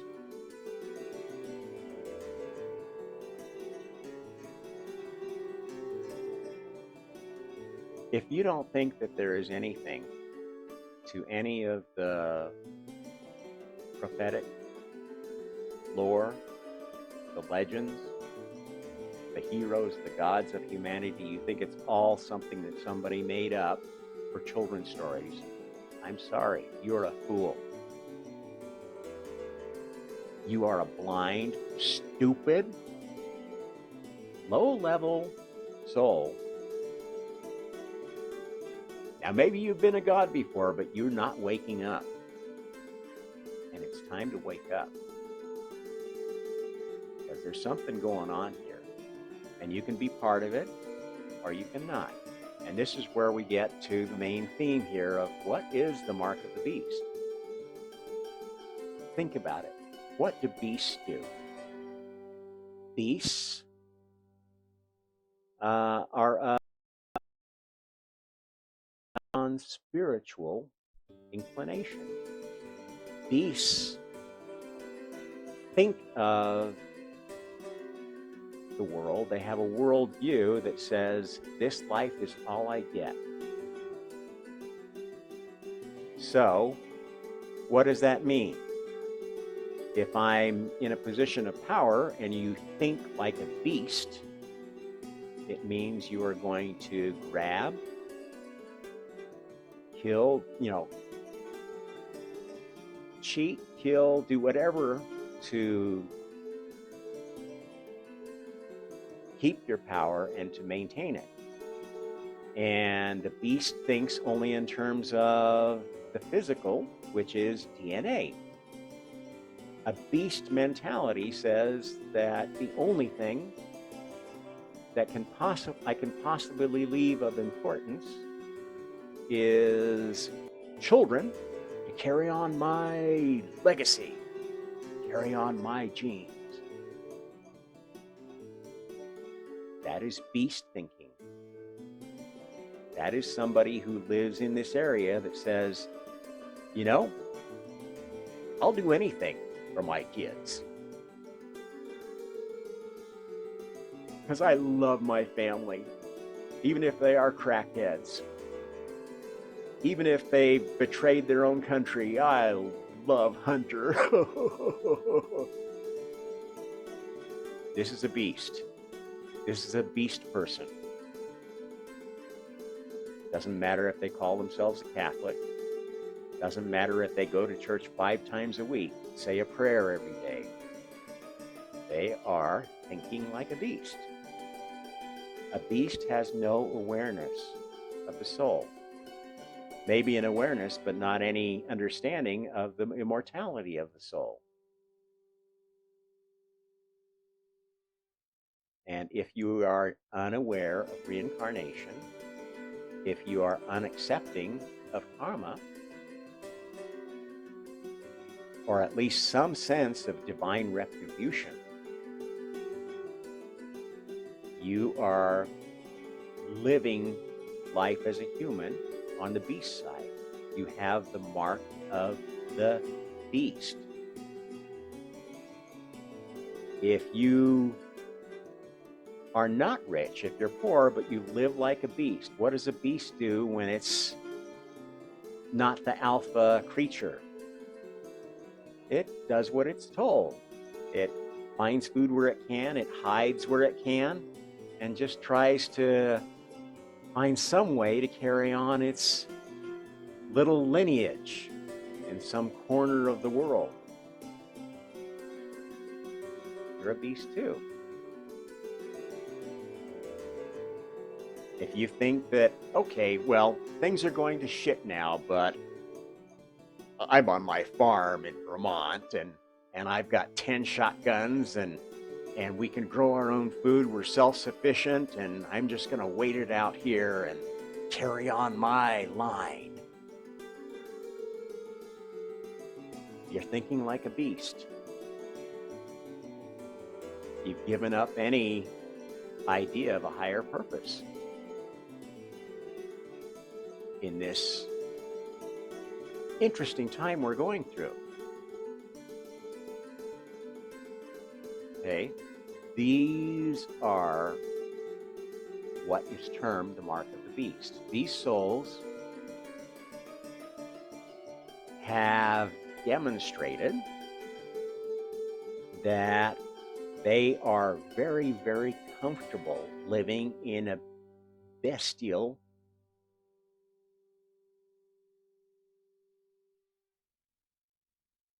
worldview. They're comfortable either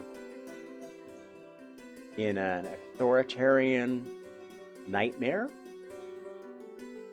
or they're comfortable retreating from the authoritarian nightmare into a comfortable little shell. And this is the fundamental challenge of our species, because we are here as an experiment, proving in the final touches to karma. Karma is a system of training for souls. The human species is a vehicle for training souls. While the experiment was being run, you can imagine that the most useful vehicle for training souls, for testing a system of training, would be one that was suitable for souls of all levels. Because if karma's got to work, it's got to work for young souls that maybe just first time in a human body, first time with a human experience.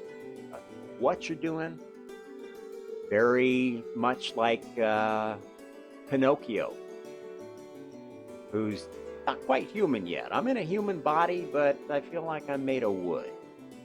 People got strings all over me. And I want to be free of those strings, but I don't know what I need to do. And there's these cats all around here telling me, oh, you got to do this. You got to, oh, this is so much fun. Try this. Okay? The Pinocchio story is a very good one for adults to watch again, because it is very much a story that maps to what's going on with the human species right now.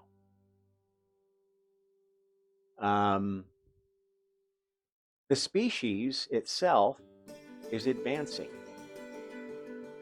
And as species advance, they have a certain range of souls that are chosen for that species. Now, while humanity was serving as the test bed for karma, it was a very special species. It was accepting souls of all levels. That's how God himself could incarnate as a person and experience and test out this idea of karma for himself, seeing if he could become aware of the fact that he was God. All gods, in fact, now that karma has been implemented, are going to have to re-justify their godhood if they want to keep it. Karma is not only a system of training, but it's also essentially a government of souls. It's a government that is organized around checks and balances. Training, opportunities to lead, opportunities to fail, and go back for more training. Karma is essentially, to the spiritual world, what the Republic is to the human world. What the most advanced kind of Republic is to the spiritual world. To this date, the most fair and equitable form of government that allows everybody to have an equal opportunity to succeed, that allows everyone to have a voice, that tries to allow everyone to have life liberty and, within the limitations of the law, pursue their happiness, has been the constitutional republic of the United States. Think about it. Since then, there have been other governments formed. Now, some of them may actually be founded on a better constitution, but they were basically working upon the principles of that Constitution of the United States and trying to customize it and improve it for their own particular country. To date, there's been no country as large and diverse as the United States. And yes, holes are definitely appearing in that Constitution, in its implementation. And any student of American history, any honest student, any unbiased student, any non-politicized student could sit down and list out all the things that have gone wrong with that vision. All the way from saying one thing in the Constitution, but allowing such things as slavery to continue. Now, anybody who knows the situation can tell you why that happened, because the framers of the Constitution were afraid they would lose the support of the southern states. And so they decided to table this bit of cognitive dissonance rather than risk losing the southern states' support in the war that was shaping up. But that bit of cognitive dissonance didn't go away. It chafed and it irritated this country to the point that the Civil War happened. Now, that wasn't the only thing that chafed and irritated them, because a lot of things in this country were set up such that the principles of the Declaration of Independence, the principles of the Constitution, were not really lived up to in terms of everyone having equal opportunity.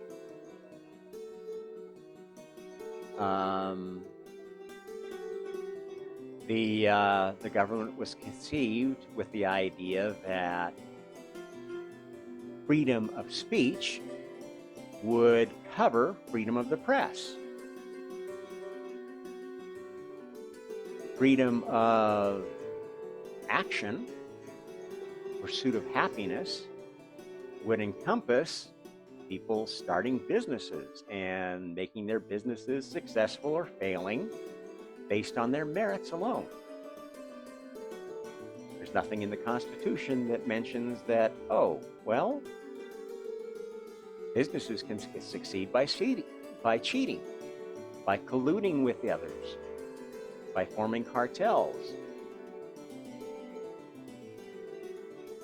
Businesses can become more successful by inserting their representatives into government or into the mechanisms of government.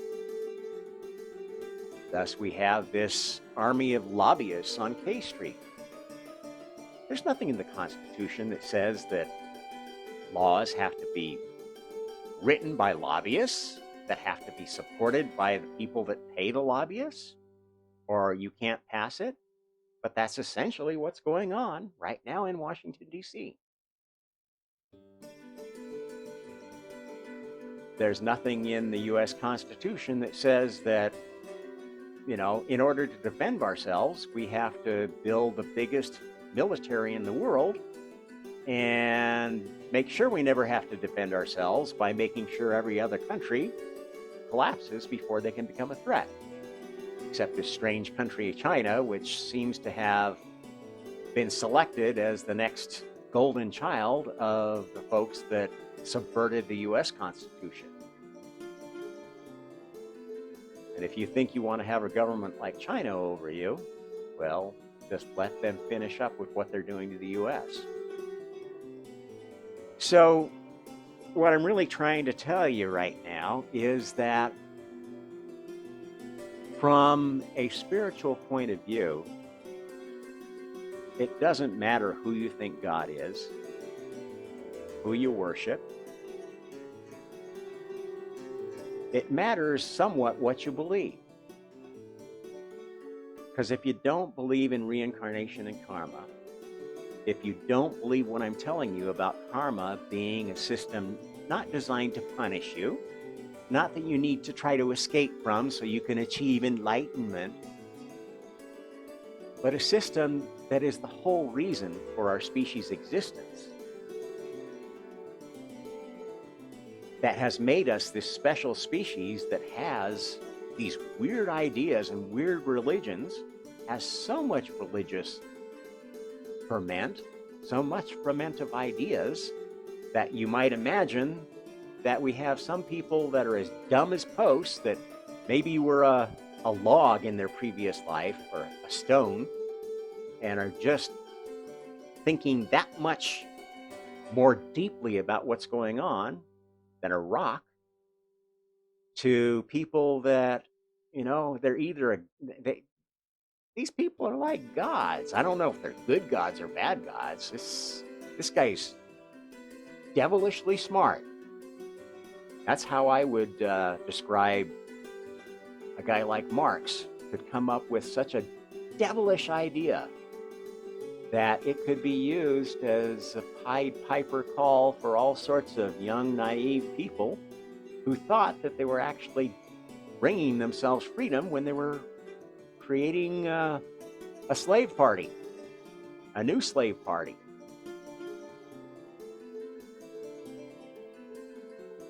That's what uniparty government is. If there's only one government, you don't have a democracy. If there's only one party and they choose all the candidates, you don't have a democracy. You've got a sporting event. That's the way the Democratic Party in the United States works right now. And that's what they are trying to make into an institution by effectively making the Republicans, for all their faults, making conservatives into demons that are immediately attacked. You have to be effectively an authoritarian, big business, corrupt Republican in order to be accepted in Congress, in order to be accepted as a candidate that will be sold by a totally corrupted media. Something else they didn't think about in the Constitution, that free speech doesn't ensure equal speech, doesn't ensure every voice gets heard, doesn't ensure voices can't be drowned out by untruth, by false speech. Doesn't ensure that the speech that gets the most playtime isn't completely false. And the cognitive dissonance of what has happened has built to a level where the entirety of human civilization could collapse, will collapse. Even if we let the strongest authoritarian win and become the godfather of humanity, a humanity run by a godfather that acknowledges no higher power, that thinks that their career and the career of their children or successors, their chosen ones, their beautiful people, are the only ones that matter, this is a species that will die.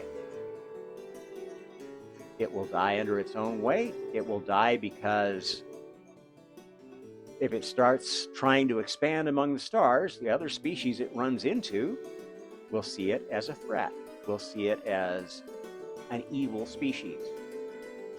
A species motivated by evil without an understanding of karma. You are a soul that can do evil.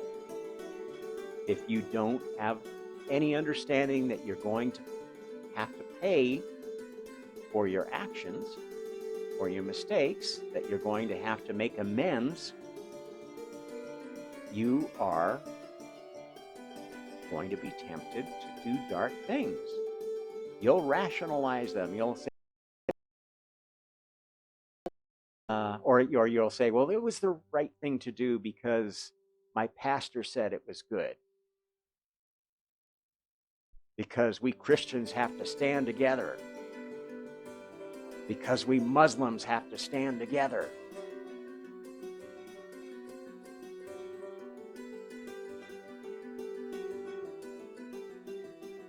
So I want you to get to thinking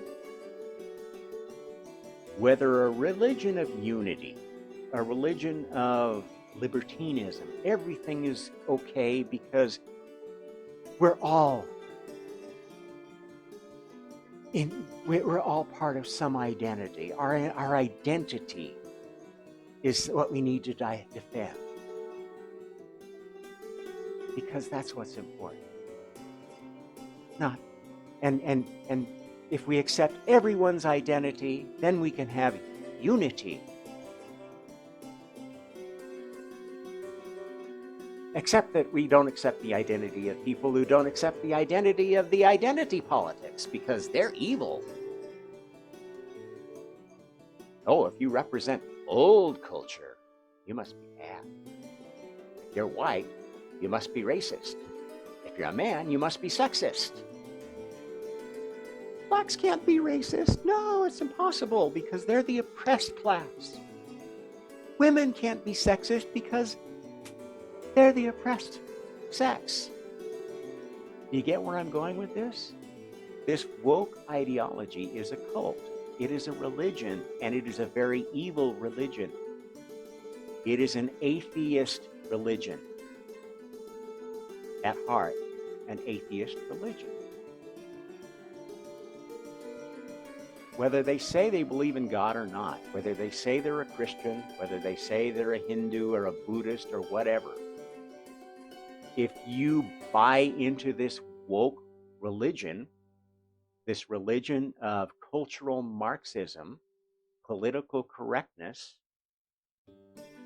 accepting the establishment narrative, because these are the smart people, the beautiful people, the ones that earned the right to broadcast to your device, that earned the right to police your device and fact check all the information that you're going to get and prevent you from sharing bad information, because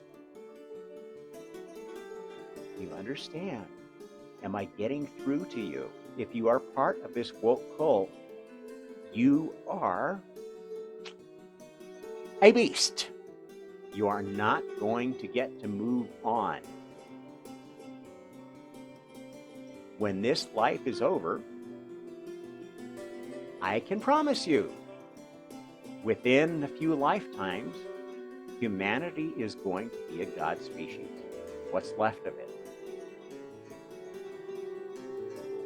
When it becomes a God species, it will have achieved its Messiah mission. The Messiah mission of humanity is to finish the implementation and testing of karma. That's why the species exists. The mission of humanity was known from the time it was proposed.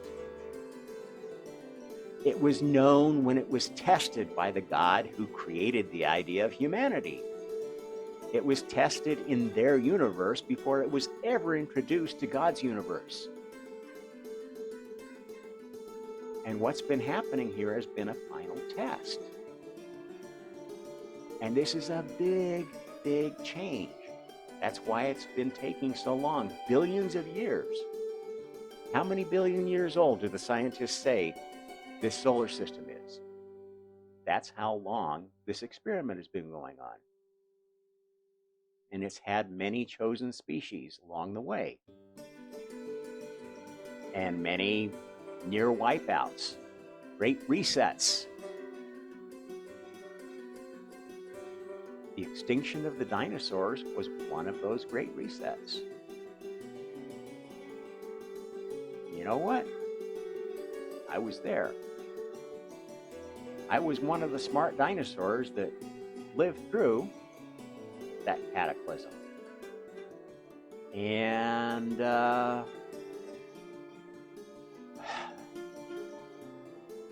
looked a little bit bird-like, had quite a bit more going on than we give their brains credit for.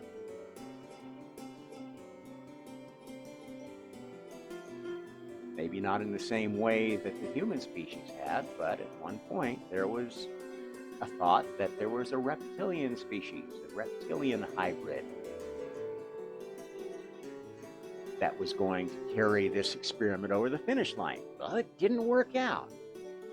But God doesn't throw out anything that's useful. So some survived.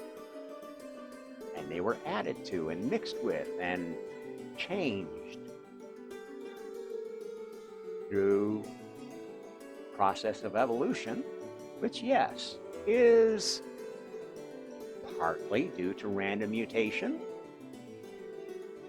and partly due to spiritual stimulation.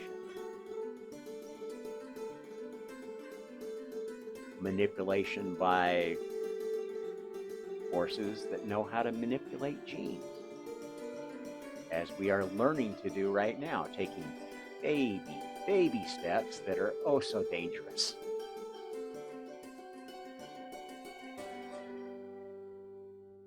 There's that song, it's all been done.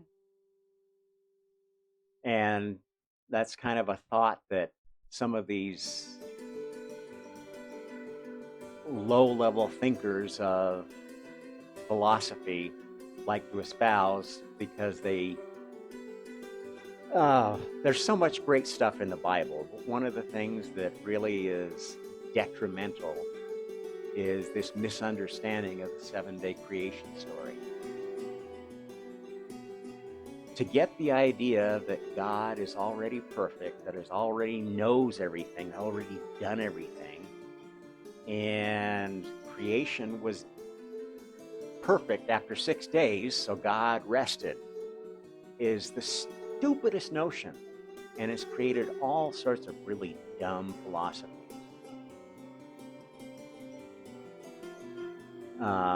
And created, all sorts of attack vectors for people that want to reject everything spiritual and claim, oh, it's all nonsense.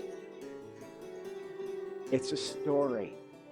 It's a true story, but its truth has been mired by misinterpretation and mistranslation. The 7-day creation story is the story of the Gaia experiment. And the 7th day is essentially the time of this experiment where it was finally ready for God to test himself.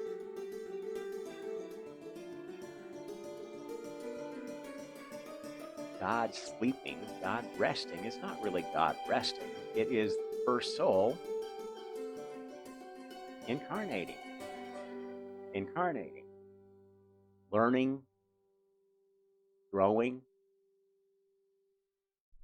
seeing how this system works for, you've got a new system here. It's been tested on innumerable young souls, because as the human population grows, you need more souls to fill it, right? So you have to get souls without human experience. You also have to test it on souls with God experience. And there's only one soul that can do the final test, one soul that has experienced more than any other soul in the multiverse, because it is the parent of all other souls. This is God. That's what's. And while God's away, the mice will play. While God was actively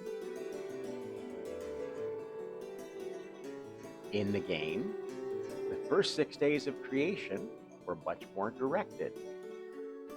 God was observing what was going on and course correcting till it looked like things were close enough that, okay, I'm gonna try this on now. I think it's ready for the final test.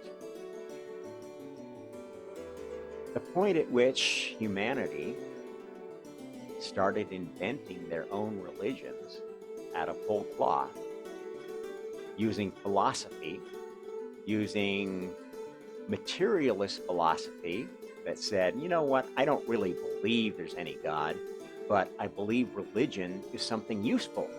So we're going to create a God, create a mythology out of what's existing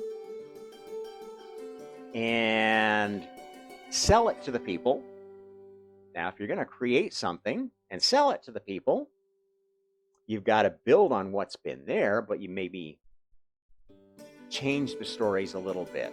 Tell them, oh, well, you know, that's the story you were told, but the real God, the real Jesus was like this. I mean, there, you know, a lot of people are telling you stuff that wasn't the real Jesus.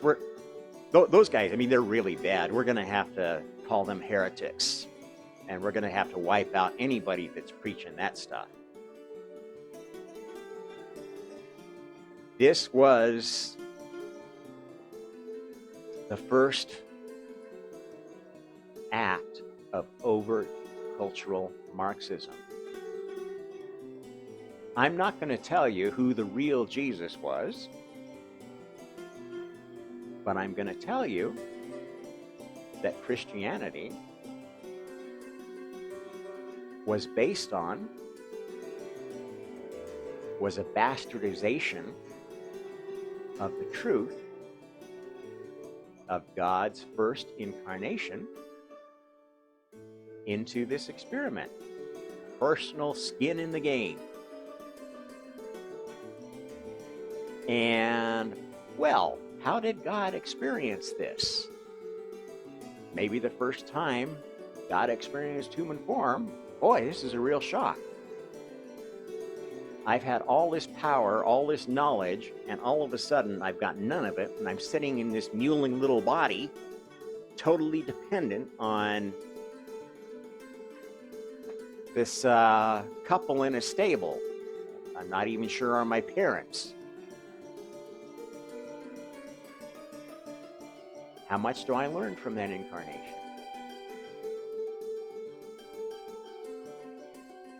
What religions were around when that happened? God was sleeping, what sort of religions were spread by the other gods that were still at work? Well, let's see. What were the religions prevalent then? The Roman Greek religion, the pantheon, their pantheon, the religions of the East, the religions of Egypt, Persia, the Orient. Most of them were polytheistic, many gods fighting with each other. Exactly what you might imagine would happen if the chief god, the real god, the original god, the one that spawned all the others, was asleep.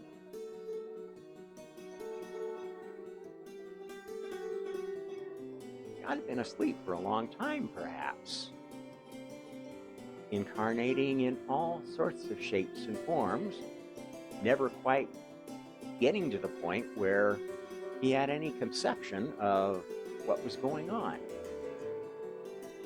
getting to different levels of consciousness. Sometimes God's born, and, I don't know, maybe to some Chinese family out in Xinjiang. Well, not Chinese, maybe a Uyghur family in Xinjiang. And gets to age 5 and gets trampled by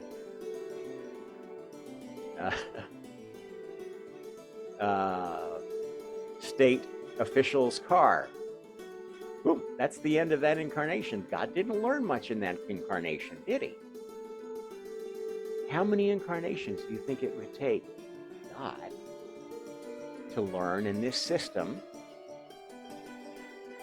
to the point where God recovered full awareness of himself? I can tell you that would be millions of incarnations before that full awareness of his plan would be instilled under this system. Remember, if this system didn't exist, there wasn't this training mechanism. The first incarnation in this system, God is starting from zero, just like everybody else. That spiritual consciousness that we've invented here didn't exist before. God's spiritual consciousness was under a different system. The old system, the old pyramid system of consciousness, which I talked about in previous videos. Okay? So God had to learn everything from scratch, just like every one of you. And it takes that long to learn all the lessons you need to become a fully fledged senior creator. It ain't easy. Not every soul is cut out for it. We don't need a trillion senior creators, all with their idea of a perfect universe. A very select group of souls.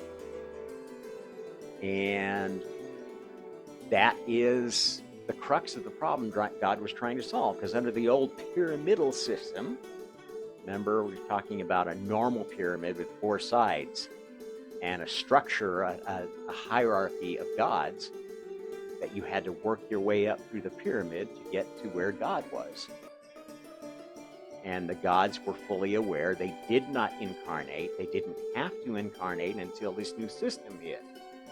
They could just be the god of whatever forever until another god overthrew them, had more influence to establish a pyramid with a different, a higher point. So you could think of the first god pyramid, the first pantheon of gods, having this pinnacle point lining up with the first creator, perhaps, God. Now take God out of this equation because he's off in his own universe, working up the first version of this new scheme that he's come up with in secrecy in his own universe. God's disappeared. What all the other gods, all the other children do? Oh man, field day. Who's gonna be the new head honcho? This is where the wars in heaven came from. Everybody thought that they should be the chief god, and this is where the gods who were left behind were taught the need for a system like karma and the need for them to participate in it, which wasn't how it started. Karma started with, oh, well, we gods, we're beyond all that, so, we don't have to incarnate at this level, maybe even this level. Oh, incarnation is really useful for new souls, and we've got to keep expanding because we need new playgrounds for our experiments and stuff like that. So all the new souls will have to go through this incarnation thing, but we're beyond it. This is kind of the Buddhist mindset, right?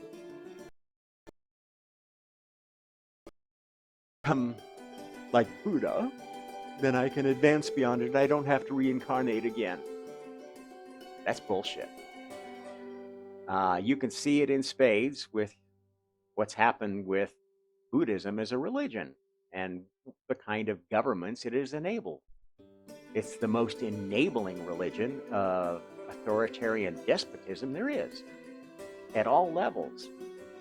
And it's one of the most brittle religious backgrounds for being conquered by a more authoritarian, more ruthless group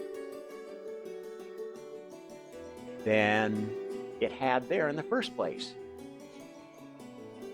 It's not the answer. Lowest common denominator religion is not the answer. You dumb everything down to Christ consciousness, cosmic oneness, Neo-Buddhism, and that's a religion for sheep, for people that are just right for being taken over by an authoritarian government. I'm sorry, I don't know how to put this nicely, but you people are stupid. You may think you're the brightest soul in the shed, but you are stupid if you think that humanity is going to be saved by a lowest common denominator consciousness religion, oneness religion. This is spiritual communism.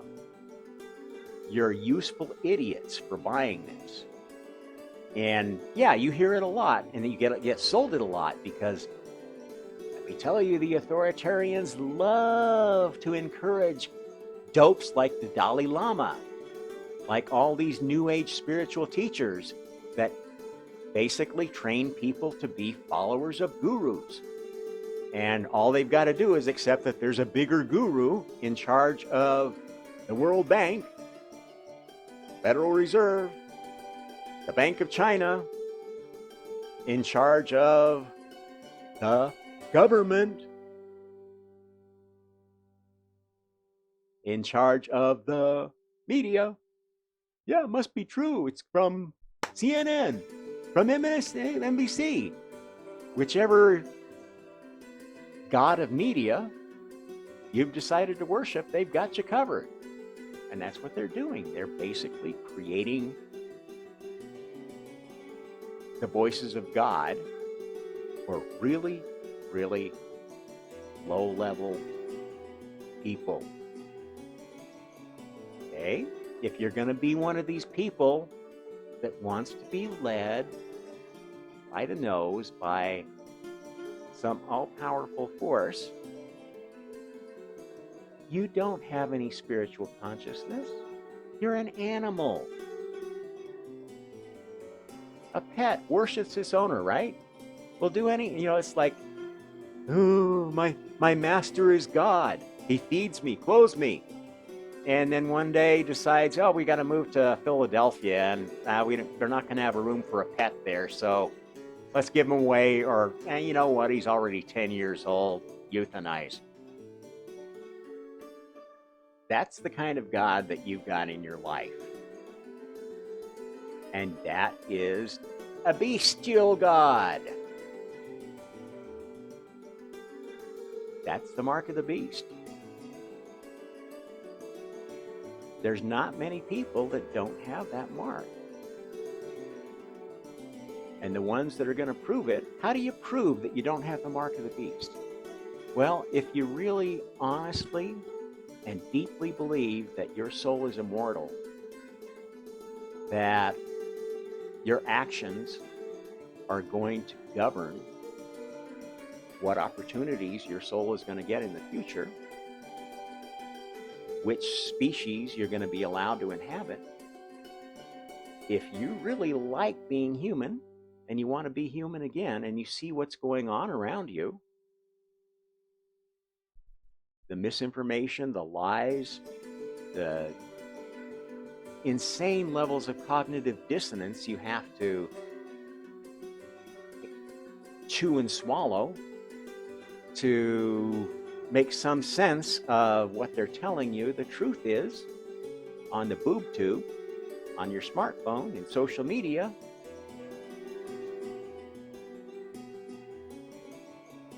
you've got to say, you know what? This world that's happening now is not where I want to reincarnate. I love the earth. I love being human. If you don't, okay, that's another level of being a beast. If you hate yourself, a human that hates himself, that wants to kill humanity, is not human anymore, right? You're a beast. That's another way of being a beast. Well, you're not going to get to be human anymore.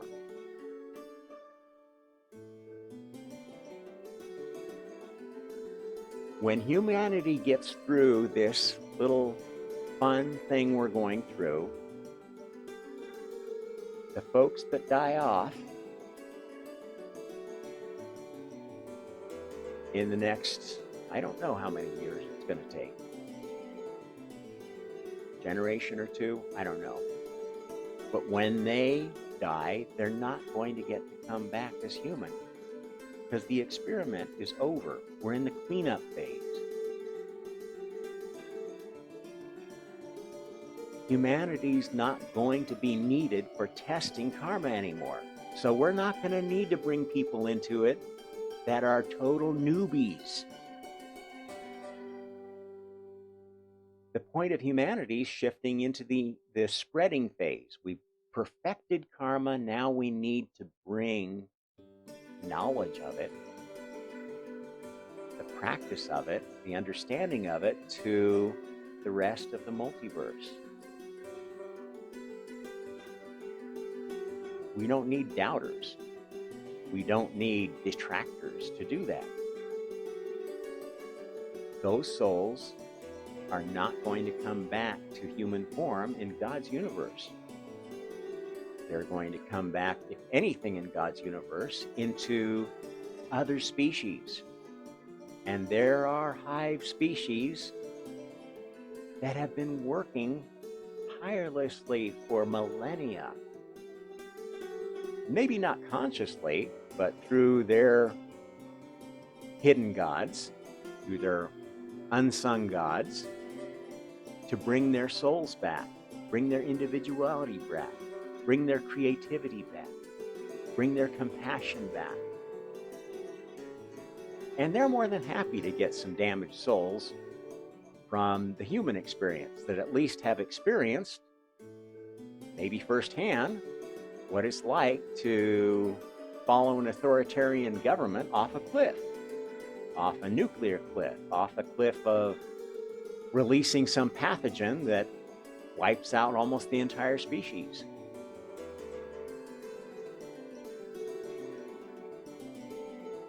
That's one possibility. Some of you really dark souls that have learned to really enjoy doing evil or supporting evil, as long as you get your little cut of it, I don't know, you may just not have earned a spot ever again in God's universe. There's plenty of anti-God universes because there are senior creators that still think they know better than God, and they have that right. That's free will. And those anti-gods have their own universe and their own way of organizing their universe. And they may be working on a project. Well, for instance, there may be the Mother Goose God universe that believes that some sort of a nanny state is the perfect way for souls to grow and learn and live in harmony, and has decided to go her own way and create this universe of hers where everybody gets to share the same consciousness, and you think like God because you're part of God. And yeah, you want to believe, if that is core to your existence, there's a universe for you. It's not God's universe. And I can't tell you what it's going to be like, because I'm never going to inhabit that universe. Not my universe. I'm a God player. I like conflict. I like freedom. Yeah, I like to be free to do stupid things, even if I'm going to regret them.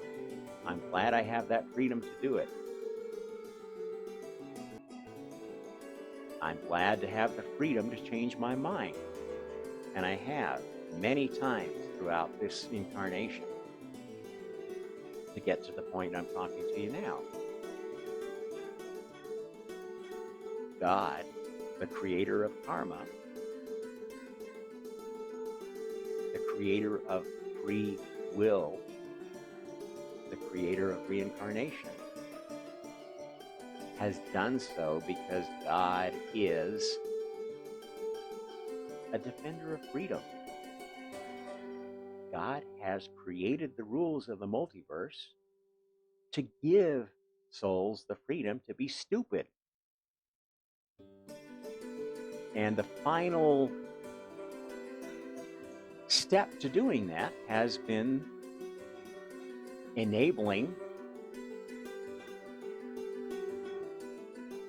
the multiverse. Not one universe, one prime universe of gods, where you play by God's rules. And if you don't like God's rules, after you sample them for a while, go live in another universe. Another of the senior creators' ideas may be it's perfect for you. Knock yourself out. If you have such a iconoclastic view of the world, and you can manage to get to the God level, you've got your own universe to play in. Knock yourself out. In fact,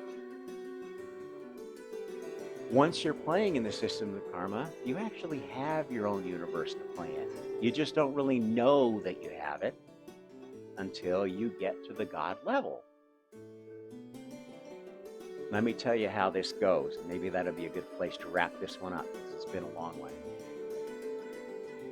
If you don't have a God level consciousness, and you do something in God's universe that is going to muck up a senior creator's experiment in any important way, the moment you have the thought to do that and you're about to act, if your decision is going to be anything other than what that experiment is consistent with God's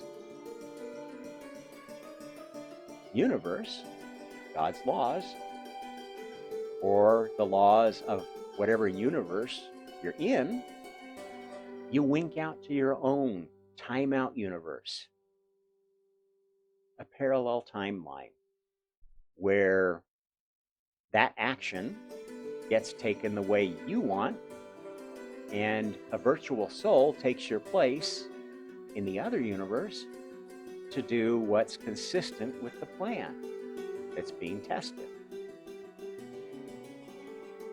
Now, sometimes that action will only have a very small local effect, and after it's taken or not taken, your soul can come back to God's universe. If it's a really serious one, your soul doesn't come back. Maybe your soul in this action is drawn towards the universe of one of the senior creator anti-gods. And that attraction grows and grows and grows, and you never come back to God's universe. That's a choice. You can become a creator of any dystopian darkness you want, but you're not going to do it in God's universe, and you're not going to really get any credit for it, because God's universe, the prime universe, is the only one that you get credit for integrating something useful. If you think Karl Marx is the first person that invented communism, you're stupid. It's been invented long, long, long ago. It is the idea that led one God species to think that the solution to karma was basically taking all of the soul energies of every soul and giving it to the most worthy member. The first hive mind species was one of the steps along the way to developing karma. An unsuccessful step, but a useful step, because it created a species that was pretty useful to God. A species that could hide on the other side of the galaxy, be ruled by a hive mind that understood the plan a lot better than any of its traveling members, spacefaring members, than any of the species that it conquered along the way, who maybe weren't hive-minded, but are now more or less under the sway of this hive-minded species. You see how this game works? Now, this hive-minded species has been working on God's team for a long time, was chosen of many hive-minded species because they have some pretty cool powers. They can disguise themselves. They can make themselves look like anything. Members of this species can come on missions to Earth because they're on God's side, and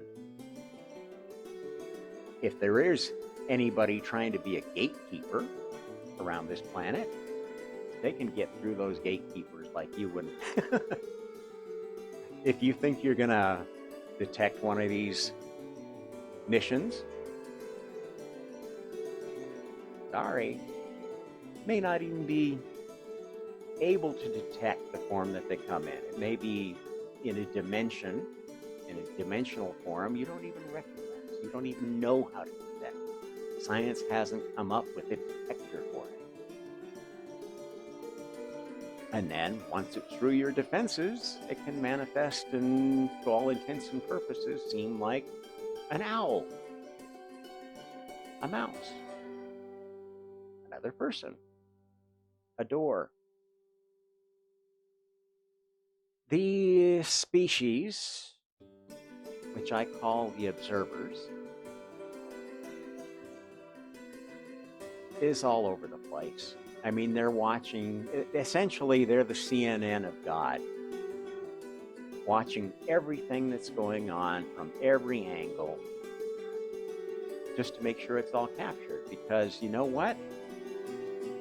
Just like human media is very useful for education and propaganda, spiritual media is very useful for education and propaganda too. And if you're going to get all the old gods, all the old souls to choose to incarnate in a species that has karma, that's grown a new karma, has the DNA for being a species that will benefit from karma, you've got to have a pretty compelling propaganda story. You know what that story is? The story of mankind. This species has been the most exciting reality show for the gods, for the multiverse, for all of creation ever. Everybody wants to see whether this experiment is going to succeed or fail. And as they get more wrapped up in it, and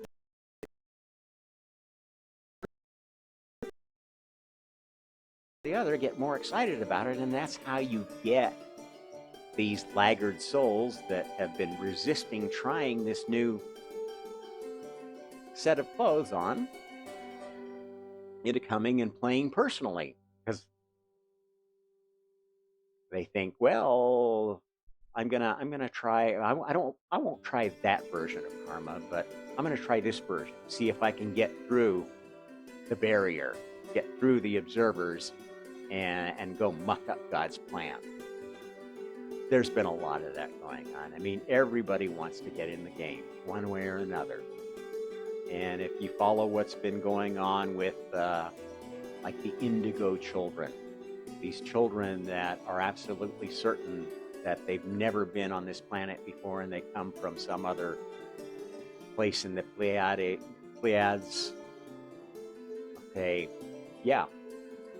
Some of them are nut jobs, because now that people are talking about such things, it's like become a badge of honor. Oh, well, I'm a Rigelian Pleiadian by nature, but I've been around the human species a time or two, and I can help you in this. Okay, so there's a lot of spiritual grifters on this, in all this stuff too. Because if you hear about something going on spiritually, and it sounds like a compelling enough tale, there's enough people telling it, it's like any other real prophet. You take what you want out of it and you start grifting it into a business for yourself. And there's a lot of false stuff going on in every direction. And this all works to God's advantage, because look at Revelation. There will be many false prophets. It's like, where's the real God when you got so many people talking so much shit? And that's how you hide God long enough in an incarnation to fully wake up and start giving the real prophecy. Not maybe a Jesus level prophecy of oneness and unity and everybody gets to go to heaven if you just say Jesus. Well, yeah, the original Jesus was probably an incarnation of God, who didn't get far enough to realize, I'm not the Son, I'm the Father, not completely woken up yet.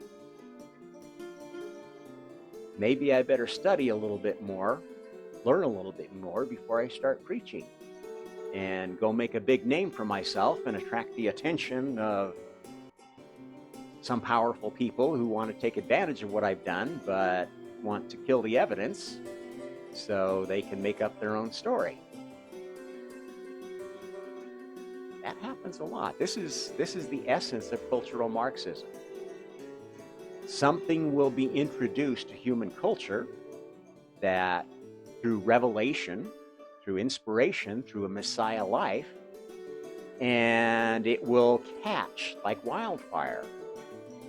And if it catches too quickly, if it spreads too quickly, that creates fear, and the spreader of this new thing gets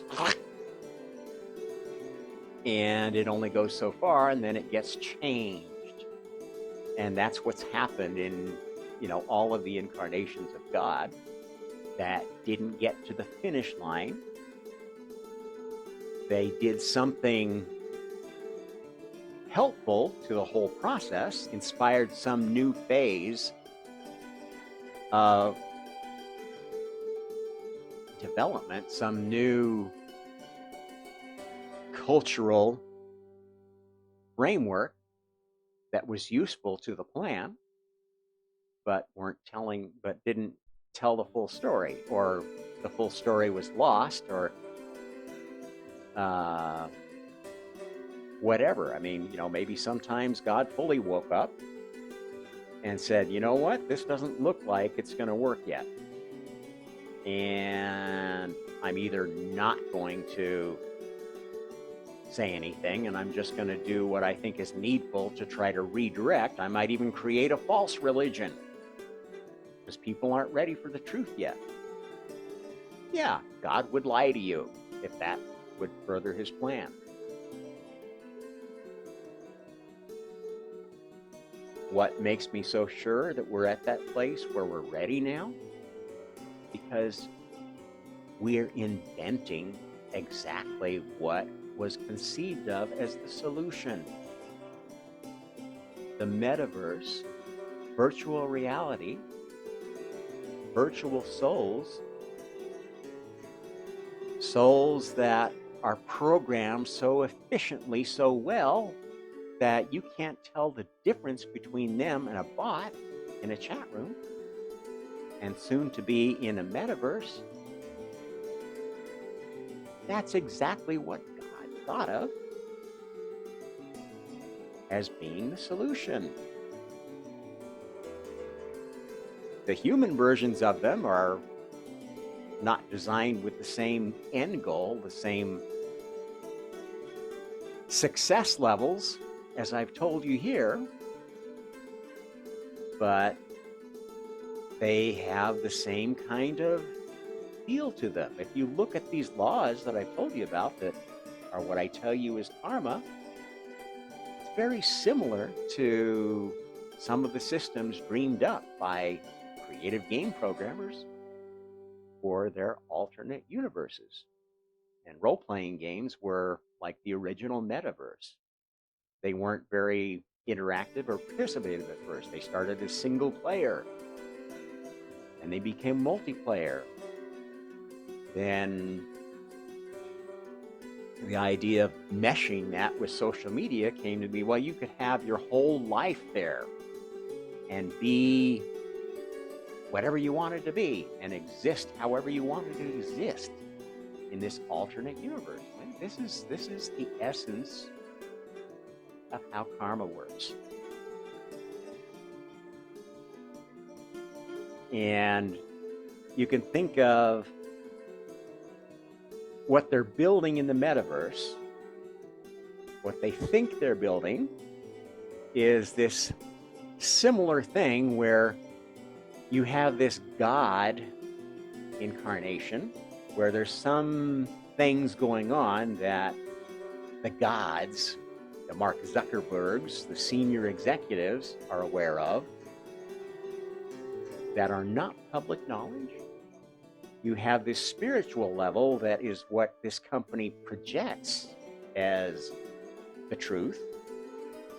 And then you have what the players experience. Am I describing how Facebook is going to run their metaverse? How any soul creating a metaverse for the purpose of personal aggrandizement, building a worthy entry to belong to the world elite godfathers and godmothers of the world?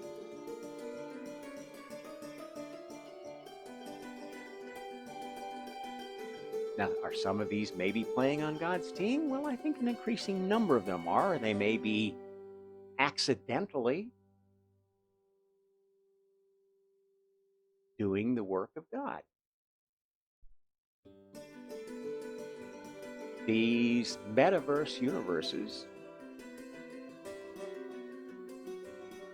social media, video games, these are all unwittingly testing all sorts of corner cases of karma.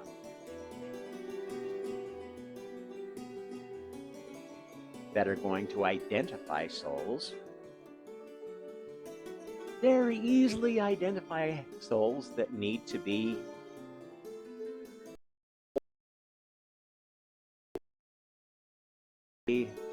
visit is done,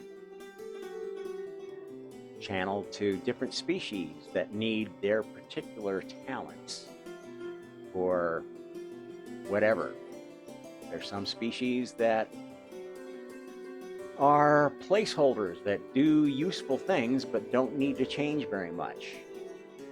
Those are great species for slackers, for people that just want to get along and follow the rules. There are species that are designed to teach very hard lessons, to teach people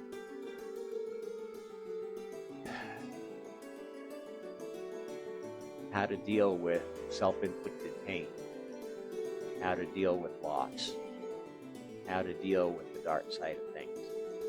There are species that are much better at that than humanity, surprisingly enough. And most of the pain and suffering of the human species has been self-inflicted. A lot of it. I mean, since we started developing technology, we've become our own worst enemies because we don't know how to use technology responsibly. We don't know how to limit it. We don't know how to test it. Some of us do, and some of the better technologies have been well tested. We can't keep doing things like we've been doing in the pandemic era, in the social media era. You just can't release stuff to the wild that is that poorly tested. And you're going to learn that. And it's going to be part of what gets humanity to wherever it's going to be in this cleanup phase. Because it doesn't matter at this point if the species extincts. The souls have all the knowledge that's needed to carry karma wherever it needs to invade next. And that's the way new laws get implemented in the multiverse, like a virus. Once the law is fully tested in the inventor's universe, once it's fully tested in the test tube that's been created for it in God's universe, it's going to spread like wildfire. And when I say wildfire, I mean from a God viewpoint, because you don't want to destroy any useful infrastructure while you're implementing something new. This is a lesson that humanity really needs to learn, that you don't just you don't build back better, okay? If you have to build back, it means you've destroyed something. You don't destroy something without taking away what was useful in it to some extent. And this is what cultural Marxism does. Cultural Marxism is wanting change to happen so fast that you want to destroy everything that's getting in the way of the change, good or bad, throwing out the baby with the bathwater. This is not how gods create. This is how impatient fools try to be gods. And impatient fools, no matter how powerful they get, eventually are going to play against God's team. They're going to play in an unscientific way. And God is the God of science, real science, spiritual science. If you don't want to play by the rules, if you don't want to create by the rules, fine, but you're not going to play on God's team. Now, those of you who will take that to heart and will say, you know what, I believe this. I believe that God is the God of these freedoms, this law of karma. And the best way that I can make sure that this happens the quickest, this experiment completes this cleanup phase with the most humans left standing, is to take a stand for freedom, take a stand for free will. If you think people's will, people's freedoms need to be stepped on, you are working against the most fundamental law that God has given every soul. Freedom of choice. Every soul has a choice, even if it's only the choice of an elementary particle to be spin up or spin down when they're observed. This is the essence of the most interesting feature, most God-proving feature of quantum mechanics.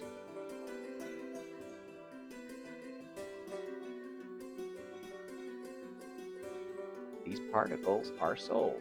They're not very advanced souls, and they don't live very long, most of them. And they don't learn very much from that first incarnation. But that's how the game works at its lowest level. And I've been telling you a lot about it, how it works at the highest level and at the middle level, which is the human level.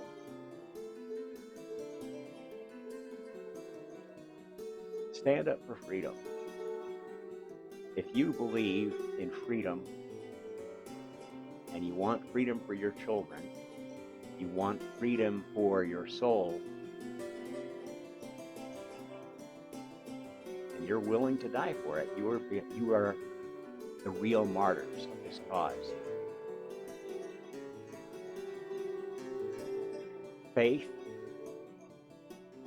in freedom from authoritarianism is a faith in God, in the real God. God is not an authoritarian micromanager of the universe. If you believe that, you believe in an authoritarian God. And you're going to be perfectly okay with one party taking over the world. You're not a Christian. You have not understood anything of the real Messiah message. The real Messiah message is we are each the Messiah of our own Godhood. We have that in each of us. And we defend that potential by sticking to what we are passionate about, what we're sure of. And I'm sure that we need to be free of authoritarian governments if this species is going to be worthy of expanding outside this planet. I can tell you that for sure because the observers would not allow humanity to continue to exist under an authoritarian regime that had wiped out every vestige of free thinking, every vestige of rebellion, every vestige of questioning the official narrative. This is a species that doesn't need to exist anymore because there are already hive species that were designed. My wife's concerned I'm running a little bit over. Anyway, let's not extinct this species. I really love it. I think it's got a lot of potential, and I think it could be very useful during the 8th day of creation. Stand up for freedom now. Stand up, and don't worry where it takes you. Because if you die for freedom, you're going to stay in God's universe. You'll reincarnate again, and you'll have done your part. Anyway, I need to cut it short now. My wife's getting impatient. That was the longest one I've done ever, but I hope you'll listen to it. It's really worthwhile. I'll be back again soon with the on this.